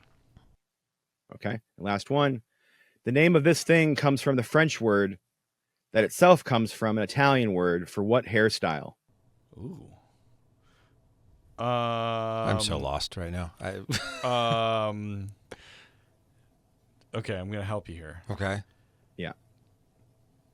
Dorothy is the name of the hairstyle. Dorothy. Okay. What do you think? The Dorothy. The Dorothy. The Yeah. Dorothy. Okay. That's a clue. That's the wrong answer, but right, it's a clue. but it's got to be getting me to Wizard of Oz. Keep going. Wicked. No. Turn back. Go back. You've gone down the yellow brick road too far. I honestly. There's an edible version, and these are Christmas Christmas. I gave it a little bit away. Yeah, this one is a Christmas decoration. Christmas decoration. We'll say Okay, but an edible version would be popcorn. Popcorn. That's a good answer. Okay. Mm-hmm. And garland. There you go. My guy. Garland. So the Polynesian word is lay. Oh, Easy enough. that Yeah, would have obviously. got And the name, the French word, blah, blah, blah, is braid, which is also another Dorothy reference. So that would have worked as well. That's so true. It was Look better at than that. you thought. Because when you said pineapple, I thought it was going to be pine cones. Yeah, I just Yeah. did not have an answer for that. Here's the last one. Danny, before these things were given the names we know them today, what were they called? Guy on the sly. Guy on the sly. Okay. In 2012, this thing was featured in what annual parade? Macy's Thanksgiving Day Parade. That's good. And the last question. This thing is based on a 2005 book, which was based on a family tradition involving daily reappearing character named what? Buddy. So it's Elf on the Shelf. Right. Guy on the sly is pretty. Guy on the Sly. Yeah, I don't know what the other answers are, but yeah, Elf on the Shelf. They were originally called Scout Elves. It was a Thanksgiving parade, and the original Elf on a Shelf was named Frisbee. Okay. There you go. I like it. Very Throwing cool. That it was a out good there. game. That was a fun Thank you, game. Chris. Thank you, Chris. Love those games. All right, should we get into the countdown? Let's do this It's dang been thing. Get your long tissues. Enough. Let's do it. Here we go. All right, so these are the top 10 Christmas commercials. Yes. All right, my number 10. We're going to start off heartfelt right off the bat. Got to. And we were trying to figure out how to do this because this is an audio medium. Right. Some of us, you may be watching us on YouTube, but primarily we are an audio medium. We can't, some of these commercials are 3, 4, 5 minutes long. Right. They're like mini short films, so we can't necessarily play the whole thing. So we probably won't play clips unless they're very short. Right. But we will have links to all of these commercials in the show notes. So you Exactly. can go and watch all of them, but we'll sort of talk about them. And we don't want to spoil because some of these have some some- really that's the other emotional thing. endings. Some of them have Yeah. really great endings, and we don't want to spoil too much. All right, my number 10 is going to be a commercial from 2016 for the company Apple. We love Okay. Apple. And it's called Frankie's Holiday. And this starred Brad Garrett from Everybody Loves Raymond Yeah. as Frankenstein, who wants to get in on the holiday fun. You know, he doesn't want to be relegated to Halloween. Right. And so he uses an iPhone to basically record a Christmas song that he wants to sing to the village. And the best part about it is that the bolts that are on his neck, he removes those and puts Christmas lights on them. And it's adorable. And he was great. He's the perfect guy to play that part. And there's a nice little heartwarming ending to the thing where a little kid kind of helps him out. But that's my number 10. Great one. Number 10 for me is going to be a Folgers commercial. It's called Which one? Forest Morning. Okay. Okay. All right. So this was featuring rockapella.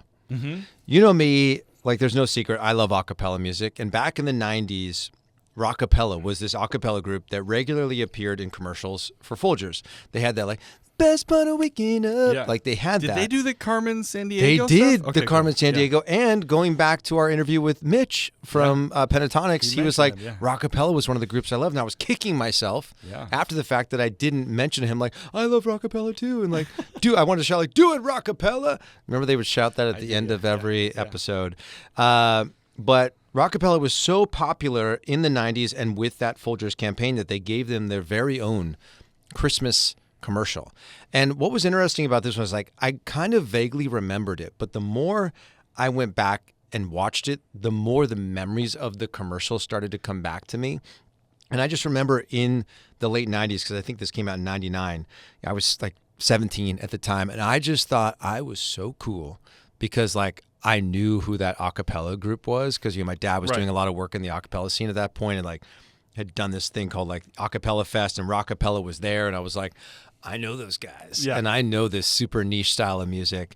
Dude, Scott, the lead singer of rockapella, had such a pure, beautiful voice. Him at like his height is something special. I love that. Yeah. You know, my buddy Alex Bonifer, who played Neil on Kevin Can F Himself with me, he said that if you ever have a song stuck in your head and you can't get rid of it, that if you sing, the best part of waking up is Folgers in your cup, that it will take the song out of your head. That's And amazing. it won't necessarily put that one in your head. Really? That's his theory. I wonder how he discovered that. I don't know. Okay, well, I'm going to use that henceforth. My number 9, this may be on your list too, so I apologize, but is going to be the Hershey Kisses Bells. Came out in 1989. They sing, or they play, We Wish You a Merry Christmas. Instantly recognizable. You have sort of a tree formation of Hershey Kisses with a conductor sort of Hershey Kiss, and then the best part is that the one little bell at the end like wipes its brow because it like it had the big final note. I always love this one because my mom played in bell choir growing up, so it just made me think of that. But I have to play, that spot is so good, but there's a new one where somebody goes and takes that little bell and then like eats it or something like that. And I saw the funniest reaction to the new commercial of a woman basically like saying, "How can I'm just gonna play it for you." Okay, here we go. So she's watching the original, and then a little girl. She can't just take that. Put it back. Put it back. Put it back. Do you hear me? Put it back. Oh my God, she just ate it. Oh my God. You know what you did. Does she not see that kiss is part of a 10-man chorus of what were her spells? I need to speak to Hershey's. Now they can't even finish the song. Hershey's the candy company. She couldn't wait 2 seconds. Hershey, do you know that she took one of your kiss spells? Do you know that? You don't even care. You don't even care. Oh, you orchestrated this. Traitor! Do you know how hard it's going to be to train a new Hershey Kiss to play that part? No, you don't. So shut up. Is there any way to save the kiss? It's not like they come in the back musically gifted. Damn it! I don't know. Do we have a vigil for it? What is the protocol on this? This has never happened before. Next, action. Now she's holding auditions. Absolutely nothing? Nothing? Okay. You're not even the right color, so just get out of my face. Just go. You're excused. The casting call said Hershey Kisses only apply. Does anyone see the vision here? So that was from amazing. MEM_August did that very funny reaction to the new Hershey Kiss. I haven't seen that new version. Why did they steal one of the bells? It's like a little kid takes it, and then she goes to put it in some like Christmas cookies and right. stuff. What are those ones called where they so like funny. push the kiss into? What are those called? It's like a cookie with a little Hershey Kiss They're in the middle. so good. But yeah, so that's my number 9 is the Hershey Kisses Bells. No spoilies, but maybe possibly. see it We'll see. I'm expecting this next one to be on your list. And it's sort of like a series of commercials. Sure. It's the Coca-Cola Polar Bears. Not on my list. Not on your list? Shocking. I know they are iconic, but They are so iconic. I figured that you would cover them. Speaking of iconic, I just need to say this real quick. So I commented iconic from our Christmas Countdown Instagram page on a post that Scott Hoying put up, and we are getting so many likes. Ooh. All I wrote was just iconic, and everyone's like, I'm like, am I starting something new? Is this fetch? I don't know what's happening right now. I love it. Anyway, the Coca-Cola Bears, they've had a bunch of commercials over the years, but if you grew up in the 90s or you were alive in the 90s, you remember like the first time we ever saw the animated polar bears. It was like, I feel like we were seeing where animation could and would go in the future. And it felt like we were a part of like the CGI and sort of digital animation explosion, because just to see animals moving in that way that weren't real animals but were all computer generated was really, really cool. The original was great. You know, I think they're looking at like the Northern Lights, I want to say, or that one polar bear is looking at it with the others in the original. But the one that I love is the one where it's the like bear mom and dad and the kid, and they hear music playing, and it's all the penguins having like a Christmas party. Yeah. And, of course, they're listening to Little Saint Nick by the Beach Boys. That one I love. And, like, it's sort of like the penguins are like, what? We kind of got discovered. And then they give a Coke, and they're guzzling the Coke, and now they're all sort of partying together. I just love that idea of, like, just finding commonality. Sure. I feel like that's the through line with the polar bears, I should say, commercials. And I love them. They're so much fun. Talk about duets. We didn't, or maybe we should do this as a list, like iconic pairings. Ooh. But the fact that Coca-Cola sort of like is like, we are Santa, Santa is Coca-Cola, is great for both. I've wanted to do a Winter Friends countdown for a while. It could be penguins, gingerbread men. I don't know how many there are. If there's enough in there, maybe next year. Yeah, maybe. Quick little detour here. What are your feelings on the new Coca-Cola commercials that are all AI generated? Wait, are they all AI generated? All the new ones that you see, like with the trucks coming in, that were like, the holidays are coming. They say at the bottom of the commercial, it says created by AI. Are you serious? And a lot of people are sort of like, Why are we? I don't like that. I'm not really a fan either. I don't. There's just so much AI. There's a lot of cool AI stuff, but I don't know about that. Yeah. Okay, my number 8 is another one from Apple. Okay. Came out in 2019. It's called The Surprise. Is this an emotional one? This is an emotional one. You got to watch it. It's about 3 or 4 minutes long. It starts with a family who's going to visit Grandpa. And so it's like got 2 kids, age probably like 11 and 7 or something like that. And this is sort of, I'm a little bit past this, but I remember this age time of parenting very well. The kids are just constantly, can I see it? Well, it's chaos, right? Right. And so it's the parents getting on the plane and, can we look at the iPad? Okay, yeah, here, watch a movie. And then they get to Grandpa's house and they're like, can we touch that? And he's like, just watch a movie on the iPad. Just play something on the iPad. They keep kind of giving their kids the iPad to sort of like calm them down. And the grandpa's a little ornery, little grumpy. He's like, make sure you put that stuff away when you're done, And they're kind of like, grandpa's really upset. And the one they're both girls. The older one asks her mom at one point when they're going to bed. She's like, is grandpa still sad? And she's like, yeah, he is. And then you realize that the grandma has passed away probably in this past year, and the mom is the adult mom is trying to help her dad like deal with like the house and stuff, and the little girls they put together essentially a slideshow, and they find some old videos of grandma and they put it together and they show it to grandpa, and his heart just really explodes with let me try that again. His heart, let's say his heart explodes. Seems wrong. And he goes to be with grandma. Exactly. And they show it to Grandpa in this slideshow, and he just, his heart is really warmed. And, right. And it's a really very touching spot. So make sure you check this one out, and we'll have that in the list. I don't know if I've seen that one. It's I'm really going to good. check it out. Really good. Number 8 for me is not a heartwarming one, but it's a shout out to my dad. Okay. I mentioned my dad earlier in the episode with like the sitcoms that film. Do you remember back in 1999? Amazon did this like huge campaign called the Sweater Men. Do you remember there was like all these like guys in like, pale blue. It was like very 60s Mitch Miller. It was like a group of guys singing these Amazon jingles essentially about like how easy it is to shop online at Amazon. I don't know that I remember this. Those. So it was, I want to say they did, I don't know, 6, 7, 8 different commercials during that holiday season. And my dad is in almost every single one of them. Yeah. I just remember how excited my dad was. And I think as a kid, I was 17 and I didn't understand like residuals and how that thing sort of worked. But like literally you couldn't turn on the TV and not see one of these commercials during the holidays. And I just remember how excited my dad was about it. And there were a bunch of his like barbershop friends were also cast in the commercial. So he got to do it with them. And I love the style of it. I love that it's sort of, when I look at it as an adult now, the brilliance of that ad campaign cannot be denied, right? Because in 99, Amazon wasn't what it is now. Like in the early days of Amazon, it was books. Yeah. That's what Amazon was known for. And so they clearly made this decision of like, let's just offer everything for everybody. Yeah.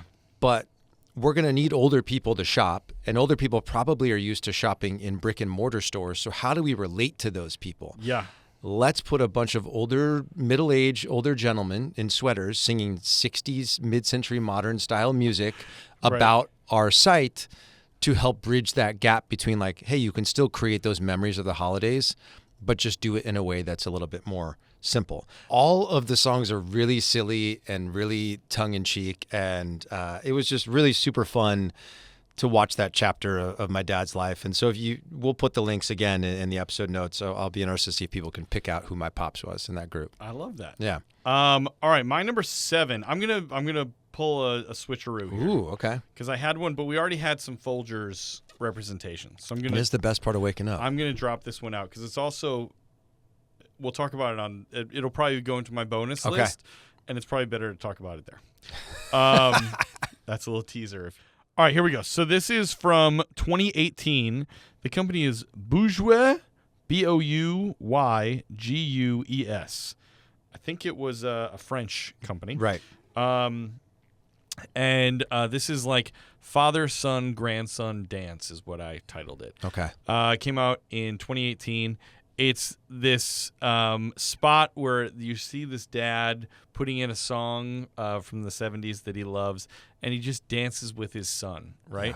Yeah. And I remember when this commercial came out, and Miles was a couple of years old, and it really hit me because as much as the father-daughter connection is incredibly special and can feel really, it's easy to go to an emotional place in father-daughter stuff and that dynamic. And sometimes when we think of fathers and sons, we go to like, yeah, my son, we go play catch, we roughhouse, and it's like very masculine. I loved the softness of a father and son relationship in this commercial, and it just reminded me a lot of me and Miles. And so it's all about how this dad always does this kind of just cheesy dance to his son when he's a little baby boy, and then when he's kind of a toddler, and then he's a teenager, and then he's in his early 20s. And you see the sort of son kind of like deal with it and eventually kind of be like, Dad, it's kind of lame. Yeah. But then at the end, you see that now the son has his own son, and he's dancing with his son. He's carrying on the tradition, and it's just, like I said, the father-son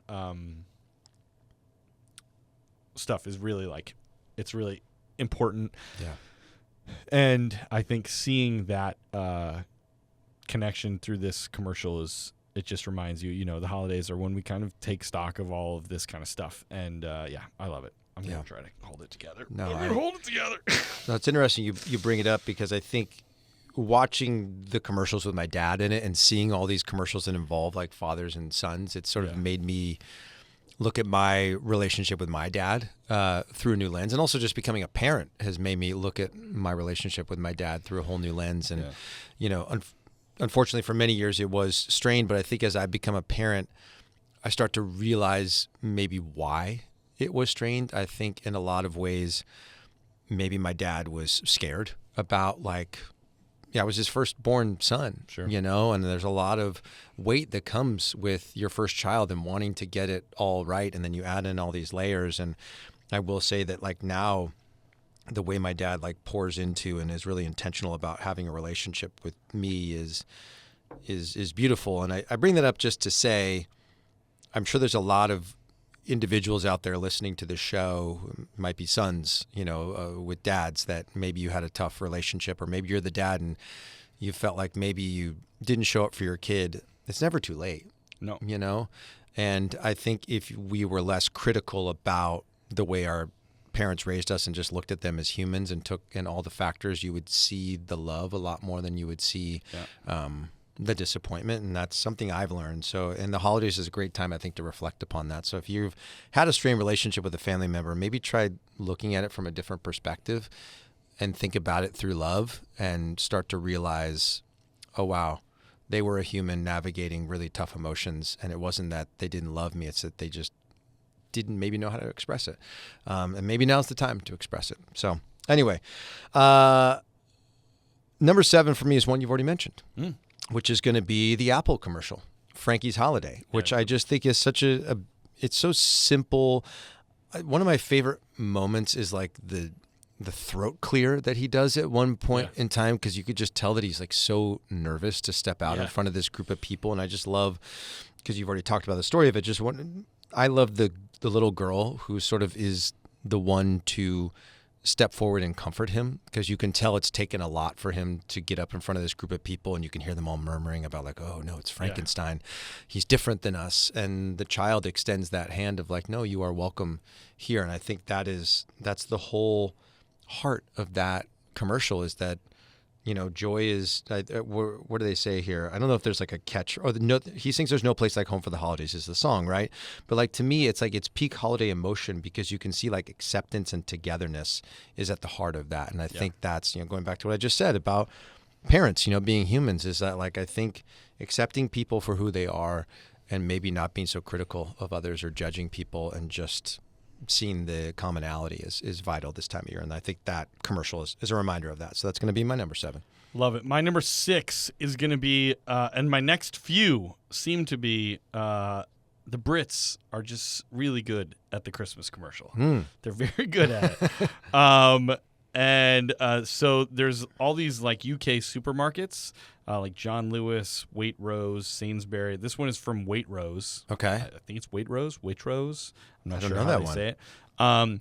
But this one's called The Perfect Gift, and it came out this year. And it stars Joe Wilkinson, who, if you've watched Celebrity Traders, he's a very funny UK comedian. He's got kind of like, he looks like an old sea shanty guy. He's got like a big beard and kind of like long hair, and he's kind of got a very droll, kind of very low-key kind of like comedic sense. Yeah. And so he plays a guy who has just broken up with his longtime girlfriend or wife, and they don't really say. And he's sitting with his friends at a bar, and he's like, I'm just so sad, and I don't know like what I'm gonna do. And they're like, you're gonna find somebody else, it'll be fine. And he mentions how his one like hall pass, the one person that his old girlfriend or wife had said like, well, you could leave me for this person, was Keira Knightley. Oh. He's like, yeah, well, it was always supposed to be Keira Knightley if it wasn't her, And they're like, well, you'll find somebody. And then like the next day, because he's not a very like classically attractive man, right? And the next day he's at a Waitrose supermarket getting a pie, and Keira Knightley is next to him. Oh, my and gosh. he's like, hello. and she's like, hi, I'm Keira. And he's like, I'm Keira. No, I'm sorry. No, you're Keira. And he's very awkward. But she kind of is charmed by him, and they kind of start to like talk, and then they start to date. And then he starts to date Keira Knightley, Oh and my it's like gosh. amazing. And it just has all of the great stuff of the UK of like great fashion and sweaters and scarves and like the warm, cozy lighting of London at the holidays. And it's really good. I won't spoil the ending, but he does start a relationship with Keira Knightley. Wow. And then it has a great sort of twist at the end. But it's very funny. Came out in 2025 called The Perfect Gift, but stars Keira Knightley and Joe Wilkinson. That's brilliant. You know who he could play in a movie? Jim Henson. Yes. He has that definitely. look He has about that him, look, right? For sure. All right, this is a classic heartstring one. Okay. This one. It's going to be Amazon, and the title of this commercial is Joyride. Basically, you've got these three lifelong friends, and where we meet them is like they look like they're in their 70s, 80s, and they're watching these young kids like sledding down a hill, like they used to as kids. Is what you're Is sort this of new? yeah. I just saw this. Did you one. see this one? Yes, this is great. And so one of the women, she orders seat cushions for the other two, and you would think, oh, it's so that way they don't have to sit on this hard bench. yeah. But they're not for the bench. It's for them to go to the top of the hill and use them in sleds so they can sled down this hill like they did as little girls. And so you see they get these big smiles on their faces, and as they're going down the hill, one of them, she sort of closes her eyes and she smiles, and it flashes back to her and her two friends, back in the 60s or whatever it was. Yeah. Sledding down the hill, and they're laughing. It's just this beautiful moment. Like what it brought for me is like it's a beautiful reminder of like the sweet and lifelong memories of childhood that will always stay with us, and they are always waiting for us to revisit whenever we want. Sometimes they can seem so far away, but they are us, and they are in our mind, and they are there, ready to be grasped if we open ourselves up to it. And the tagline for this commercial is "Joy is shared." And I think that's so true. Like as we get older, sometimes it can be so easy for like our friendships to be one of the first things that sort of get put on the back burner. Sure. But like for many of us, I know I'm so fortunate, like two of my longest friends that I've known since I was 9 years old, I still like stay connected with, and we still laugh about those moments from childhood of playing street ball and all those sorts of things. And I'm just so grateful for that. And I would encourage anyone out there, like if you haven't checked in with or connected with a friend in a while, just take a moment to send a text to them, maybe give them a call, pop them an email, and just maybe get lost in the wonder of all those memories you created when life was a bit more simple and your life was full of joy. And I think it can reconnect you to what the holiday season is all about. Yeah. All right, my number 5. This is a good one. This came out in 2014. Some people say it is the most cinematically ambitious commercial ever made.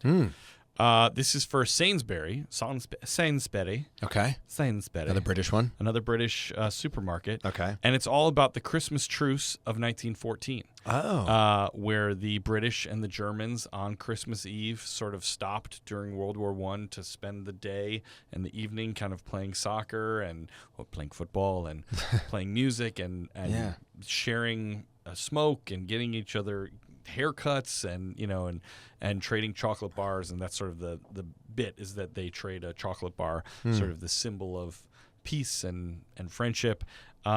It's really beautifully shot. They say it's historically researched and scored like a feature film. It's like 6-7 minutes long. Wow. It's beautiful. It really looks like an Oscar-winning film. Yeah. But yeah, so this is called 1914 by Sainsbury, and you'll want to check this one out because we won't show you the whole thing, but it's really, really beautiful. Okay. I will say, man, I don't know if it is a British thing or just a European thing, but in this research, like, because we see the commercials that we've grown up with here in the States, and it's like the ringing chocolate bells and the M&Ms walking in. Definitely more emotional over there. And they're very quick. Yeah. Whereas like over there, they've got these like 3-5 minute plus cinematic masterpieces. Yeah. I'm like, what was the budget on this thing? Like it's incredible. So anyone out there, just look up like European commercials because it's really beautiful and inspiring. And this one actually is not European, but it's Canadian, my number 5.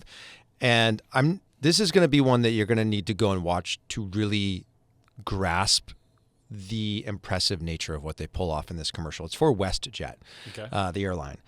And what I wrote was like, this is one of the most impressive things I've ever seen pulled off by a production team. As someone who works in the world of production, game shows, surprising people, moving parts, crew talent, and et cetera, watching this, I was like, how did they do this?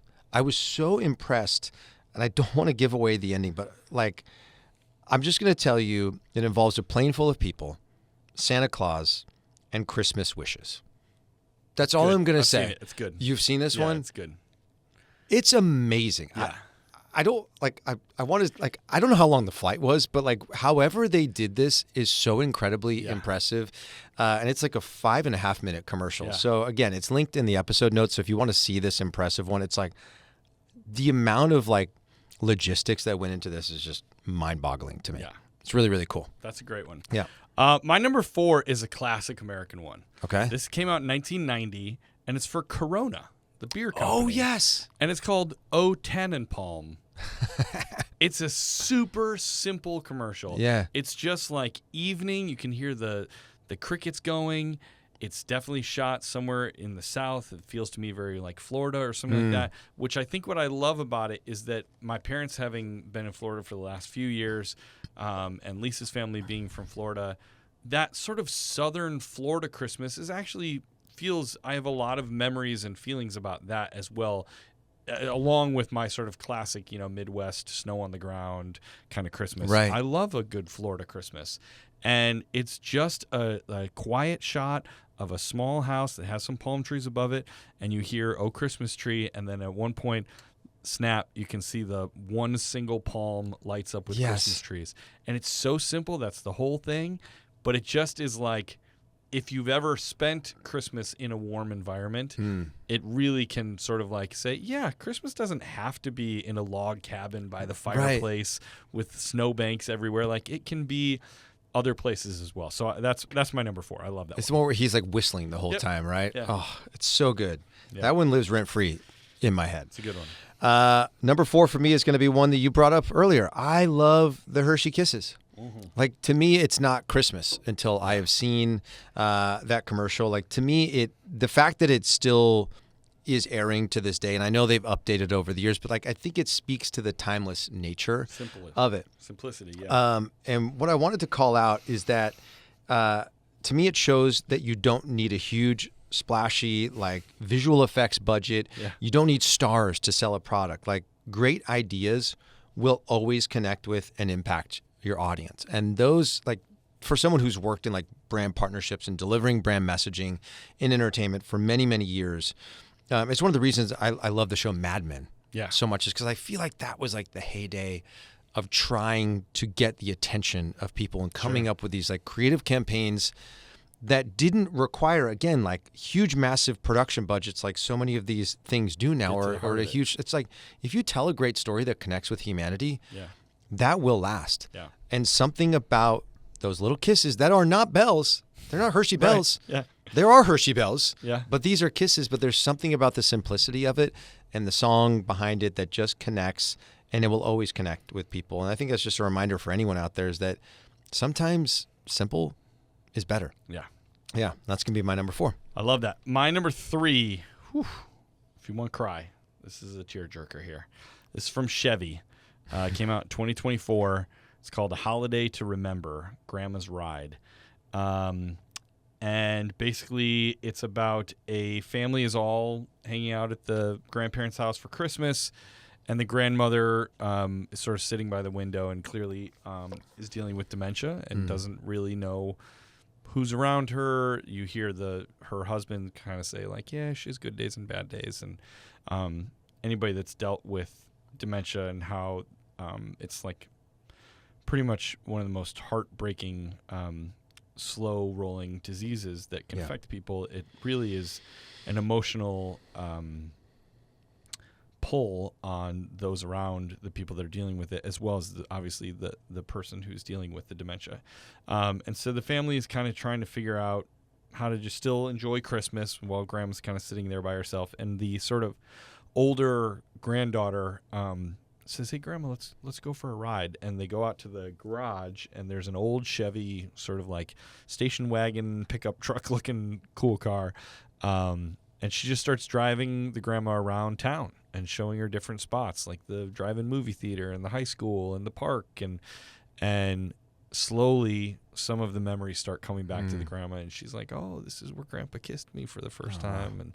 Or that's the daughter says that, and then she's like, he didn't kiss me, I kissed him.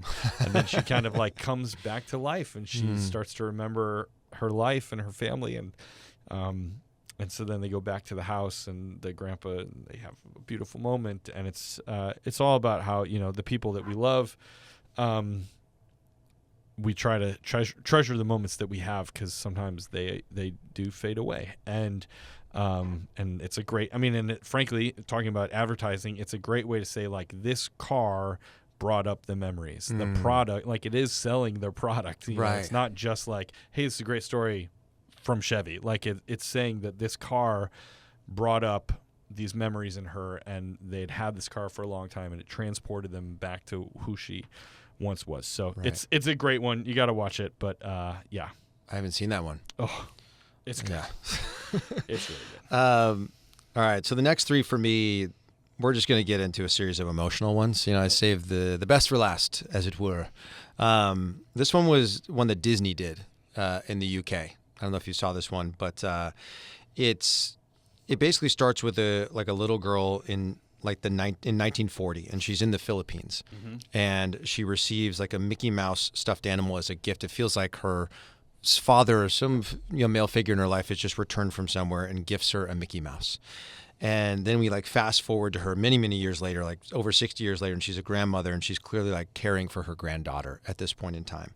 And they have this tradition of making a perol. I don't know if I'm saying that correctly, but it's like a lantern, which is the Filipino Christmas star. Sure.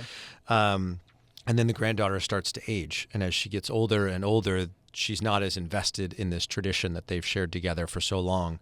And the grandma's still making the star, but the granddaughter's looking at her phone until eventually it's Christmas Eve, and she just leaves. And as she's walking out, she sort of looks into the living room to see the grandma just sort of holding the star.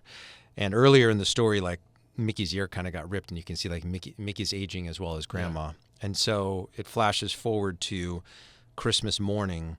The grandma walks downstairs, and overnight the granddaughter has made a house full of lanterns. Oh, cool. And it calls back to the grandma's childhood, because when you first meet her, the city square that she's in is just full of all these stars, where all she ever had in her house was just one. Right. And you see the grandmother just light up, and then she opens up this package, and inside of it, the granddaughter has sewn the ear back on the Mickey. And it connected with me because, for me, my grandma was like a second mother to me. My mom and I moved back in there after my parents got divorced, and she just was such a central part of the holiday season. And watching this like made me think of all of the Christmases with her and like how much I miss her smiling face. Yeah. At family gatherings. She always smiled. She's just like, no matter what she had going on in her life, my grandma always greeted you with a smile. And it's like, it's this wild thing I was thinking about while watching this commercial is that, and I don't know if other families can relate, is that she was the last grandparent to pass away. And I felt like when she passed, part of my family fractured at that point in time. And we don't all get together on Christmas like we used to. I know everyone has kids now. My cousins have their own families, and then they have like their in-laws and all these sorts of things. There's a lot more to navigate, but it felt like my grandma was that glue. She was that connective thread that kept all of us together. And I miss all those simpler times of running through the house without a care in the world. And I think it just goes to show how powerful one person can be. That my grandma and this massive family, that she held us all together. And I think it just goes to show any of us like how powerful our presence is. And when you bring that joy to a family, that you are a part of that fabric. And if your family has fractured a bit, I would encourage everyone to just find a way to create that connection again, because the years you have of that connection far outweigh and far outnumber the year or two that have passed since maybe that division happened. And I again, I've said this, I say this ad nauseum, but I think the holidays is a time to reconnect and to find commonality over anything else. And that's what this commercial made me feel. I love that. Let's keep it going. Let's just keep it going. My number 2 is from Chevy again. So they did the one with the grandmother with dementia in 2024, and then they did another one in 2025 this year. This one really hit me. It could have been number 1. It's about a young family that feels... this one feels the most like person. It feels so much like me and Lisa and our kids and just the story of our life. And you just see this family, and it goes from them having 2 young babies in the back seat, and the back seat's dirty, and and then they get a dog, and the dog's really great, and the kids are getting older, and they're dropping them off at school, and they're picking them up from school. I mean, this just feels so much like my life right now of constant movement, and constant getting people places where they have to be. And as the parents are just trying to keep it together. What's the next thing? Okay, you're going here. Let's get you there. Let's go there. And you see the kids getting older and the parents getting a little more gray, and they're, and then eventually one of the kids is gone because now that kid's gone off to college, and then the other kid's gone, and there's just the dog, and the dog's gone. And then it's them being older, and they're basically alone in the car, and basically, it's kind of that post that you read earlier of just, I miss the mess. I miss the times when it was crazy and there was stuff going on all the time. And then they're pulling up, and it's the same car through the whole thing. And then at the end, they're pulling up, and it's one of their kids, and they're like, "Hey, Mom and Dad," and the brother or sister is there, and then there's a new dog, and they've got kids now, and now they're grandparents, and it's life. And we've talked about this a lot, that it's whether it's the season or it's the end of the year on the calendar, or all of the things mixed together, we sort of take these check points of our lives of seeing the years fall away, and it reminds you that we have to try to just treasure the moments that we have, because these days right now will be days that we will look back and be missing terribly when we're older. So it's a great one. It's called Memory Lane. Came out this past year from Chevy. Really great. It's my number 2 as well. I love it. Yeah, I think I saw this one on Thanksgiving when I was watching football, and then you texted to Chris and myself I don't know, a day or so after that. There are so many moments that I was watching this last night again, and I just was sobbing, but like, not because I was sad. No, I was just it's like, not a sad sob. it's not a sad sob. It's like, it's a gratitude sob. It's a sob for like, oh my gosh, what am I trying to run away from? You know? Yeah. What am I running to? Missing this 20, 30 years from now? The moment that, there's so many moments to get the dog, like, forget about it. That wrecks me. There's one moment where the daughter, she throws the ice skates into the back of the car and it rips. And she goes, I'm sorry. Yeah. The dad gets down on her level. He's like, it's okay. It's okay. Yeah. Because Riley, she's just such a ball of bright, beautiful light in this world. And she just wants to be. And she's so curious and she's so adventurous. And I love it about her. Because she lives that way, she just lives and she doesn't think through repercussions, but how beautiful to just live and just be and to be who you are. And so a lot of times things will happen, things will break. And I go, Riley, and she goes, I'm sorry, Daddy. And I go, don't apologize. Yeah. It's okay. I always say to her, you know, what's the great thing about messes? She goes, we can always clean them up. And that's like, that moment in that commercial just reminds me of those interactions. And it's just, it's wild how you can watch this commercial and you're watching your life in real time through it, but you're also like seeing yourself 30, 40 years from now, looking back on that. And for me, like, I don't know if you took this away, but it's like, you know, as a parent, sometimes you can be really critical of yourself and you're like, gosh, I messed that one up. I could have been better in that situation. But this commercial is so accessible and so real that you're like, I think I'm doing a good job. Yeah. And it is messy and it is challenging and it's hard and it's silly and it's funny and it's sad and it's all the things. But like they say at the end, you know, the wife says, they never made it easy, did they? Yeah. And he says, well, did you want it to be easy? And she goes, no, I want it to be just like it was. Yeah. And that's, woo, woo. Who's got onions I know. in here? Onions are being cut in here. But yeah, man, that, how it didn't end up in number one, I don't know. Maybe I just didn't want to cry at the end of the episode like that. But it is so beautiful. And if you have kids, you get it. If you don't have kids and you are a kid, just know that your parents think about you this way. Yeah. And sometimes they may get frustrated and they may get upset. But gosh dang it, they love you so much. Yeah. Anyway. Okay. Number one. All right, I'm giving you a little reprieve, a bonus before the number one. A palate cleanser, if you will. A palate cleanser before the number one. This is because it's not really an ad, but it's an SNL joke ad. Thank you for this doing is this. one to watch, maybe not with the kids, but it's called December to Remember from Lexus, but it's an SNL version. Okay. And it's so funny because it's basically, this is a bonus. This is not my actual number one. It's basically like one of those car commercials is like, hey, honey, I got you a Christmas present. And it's like, you know, that set of keys and they go out to the driveway and it's like, Lexus, a December to Remember. And there's a nice Lexus car out in the driveway with the big bow on it. And the wife is like, what did you do? She's like, this is a major purchase that you just made without talking to me. And he's like, don't you love it? And she's like, we can't afford this.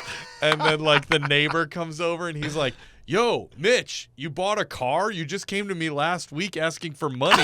And then the mom's like, your father hasn't worked since March. And like the kids are like, what? It's very funny. That's hysterical. But just as we've been talking about all these very heartfelt commercials, it's like feels like one of those, but it's very funny. Again, not for the kids. But Palate cleanser. There we go. All right, my number one. This may be your number one as well. If it is, you just give me a little wink. Okay. It's Doc Morris. There we go. Okay, so I won't say too much. I can't believe we both ended up with this one. Yeah, this one is so good. It came out in 2020. It's called Take Care of Yourself. It's the Grandpa Kettlebell commercial. Oh, my gosh. If you've never seen this, go and watch it. It is, I think we got it just because it's the number one. We got to say what happens at the end. No. Or we'll say pause the episode. If you don't want to know what happens, pause it. So they skip ahead? Yeah. Or skip ahead. Should we say, I don't know. Yeah, I we want got to make to. people watch it. They will, though. They will. Do you think they will? Yes. This is your spoiler alert. We're going to talk about the end of the commercial, so pause it, go watch it. It's 3 pause minutes it or long. just skip ahead. No, Or don't skip skip ahead our episode. Yeah. Pause it and watch it right now. Yeah. But basically, it's a grandpa who's living by himself, and he's getting up every morning and doing kettlebell raises, and like his neighbors are like, "What are you doing?" That lady is like grunting at him She's every time grunting she at him, walks and he's by. like- yeah. And you can see he's been doing this all through the seasons, the whole year. He's like keeps lifting this kettlebell, and at first he can barely move it. Eventually, he kind of gets it up to his waist, and then he's dragging it along. Yeah. He's getting bigger. Seeing this, his grandkids and his children, his adult children, and they're all like, "How you doing, Grandpa?" And he's like, "Good." And you see him still working. He's trying to get this kettlebell higher and higher. And then the end of the thing is so beautiful that you realize that the reason he put in all this time to make himself better is for the one moment when his granddaughter, who looks to be, 5, 6 years old, is got the star, and he picks her up, and he doesn't even wince at all, and he lifts her all the way up, and she puts the star on the tree. Oh my gosh. And I've talked about, and if you follow us, you've probably seen that my family, like, putting the star on our tree is our big family tradition, and it just is so cool, of this idea of, like, we take care of ourselves so that we can take care of those who we love. And it's the most, like, selfless, old school, greatest generation kind of, like, not thinking about what's right in front of me right now, but actually trying to, like, prepare yourself for other people. The selflessness of it, I think, is what is so beautiful about it. It's the best. It's the best, Dude, the moment of realization, because I was like, they don't reveal anything of why he's doing this. Nope. Like, you see him look at a picture frame, but you don't know what he's looking at. Yep. And like in the beginning, I was like, oh, because I'm trying to crack the code on it, and they see him like looking at somebody pulling a tree. I was like, oh, does he want to be able to put up his own tree? Like, I was like, where are we going with this? And then when he arrives at his daughter's house and they open up the box, I literally was like, oh my gosh. Like, I said out loud, I was like, oh my gosh, when I realized what was about to happen. And like you said, just the fact that because there's that moment when he looks at himself in the mirror about halfway through the commercial, and you can feel he's like, what am I doing? right? Like, I'm not going to be able to do this. I'm 80 years old or something. yeah, but then it's just that commitment to bettering yourself, to be there, to show up for the people you love the most in your life. And just that commitment to it, I think, is so incredibly beautiful. And again, like, because so much that happens in our life is so immediate that it feels so easy to like show up. Right. That commitment to go through all that pain and struggle and to never months. give up just for that one moment. Yeah. And he's doing it for his granddaughter. He's doing it, like, they flash to the daughter at one point in time, and you could tell she's all emotional about it because he probably did that with her when she was a kid. Yeah. And like, I'm sure all she ever wanted was to watch her dad pick up her daughter. It's like, he does that for her, and God, that's so beautiful. And he doesn't care that people are scoffing at him or whatever. He's like, this is going to be for my family. It's just, it's so darn beautiful. So go watch. If you've watched it now and you've come back, you're probably crying. Yeah. Having seen that moment, and it's like 5 minutes. It's a journey, man. Yeah. It takes you on a ride for sure. And they don't say. And there's like they Slow say, "Papa" reveal. is like the only thing they ever say, and there's grunting, and that's about it. Yeah. And that just goes to show again that a great story will win out over big flashy celebrity and visual stimulation or whatever. Like, story is what connects us as human beings, and that's what I love about commercials or adverts, as they like to call them overseas, is that it is your chance as a brand to connect with people. And I think that's when branding's at its best, was when it connects with people. Absolutely. So, oh man, I did honestly, when we came up with this idea, I was like, oh, we're gonna silly little funny commercials. Yeah, Tickle Me Elmo. Exactly. And then we just got all up in it. Yeah. All up in it. This was good, everybody. It was great, yeah. We hope you've pulled yourself together. And we have more to come in the bonus episode. More to come in the bonus episode, which are some good ones. But we are going to wrap this up because this has been a long episode. Thank you for sticking with us. And we got one more episode, everybody. One more episode of the 2025 season. What's that like? The 2025 season has officially come to a close. Yes. But we got one more. All right, folks. Thank you so much. Thank you to Chris Sisley. Thank you to our Patreon members who've been watching us record this. And thank you to you, Danny. Thank you to you, Eric. All right, here we go. We're going to close it out how we always do by saying a very, very, very, very heartfelt Merry Christmas. And happy holidays. We will see you on the next one. Bye-bye. See you guys.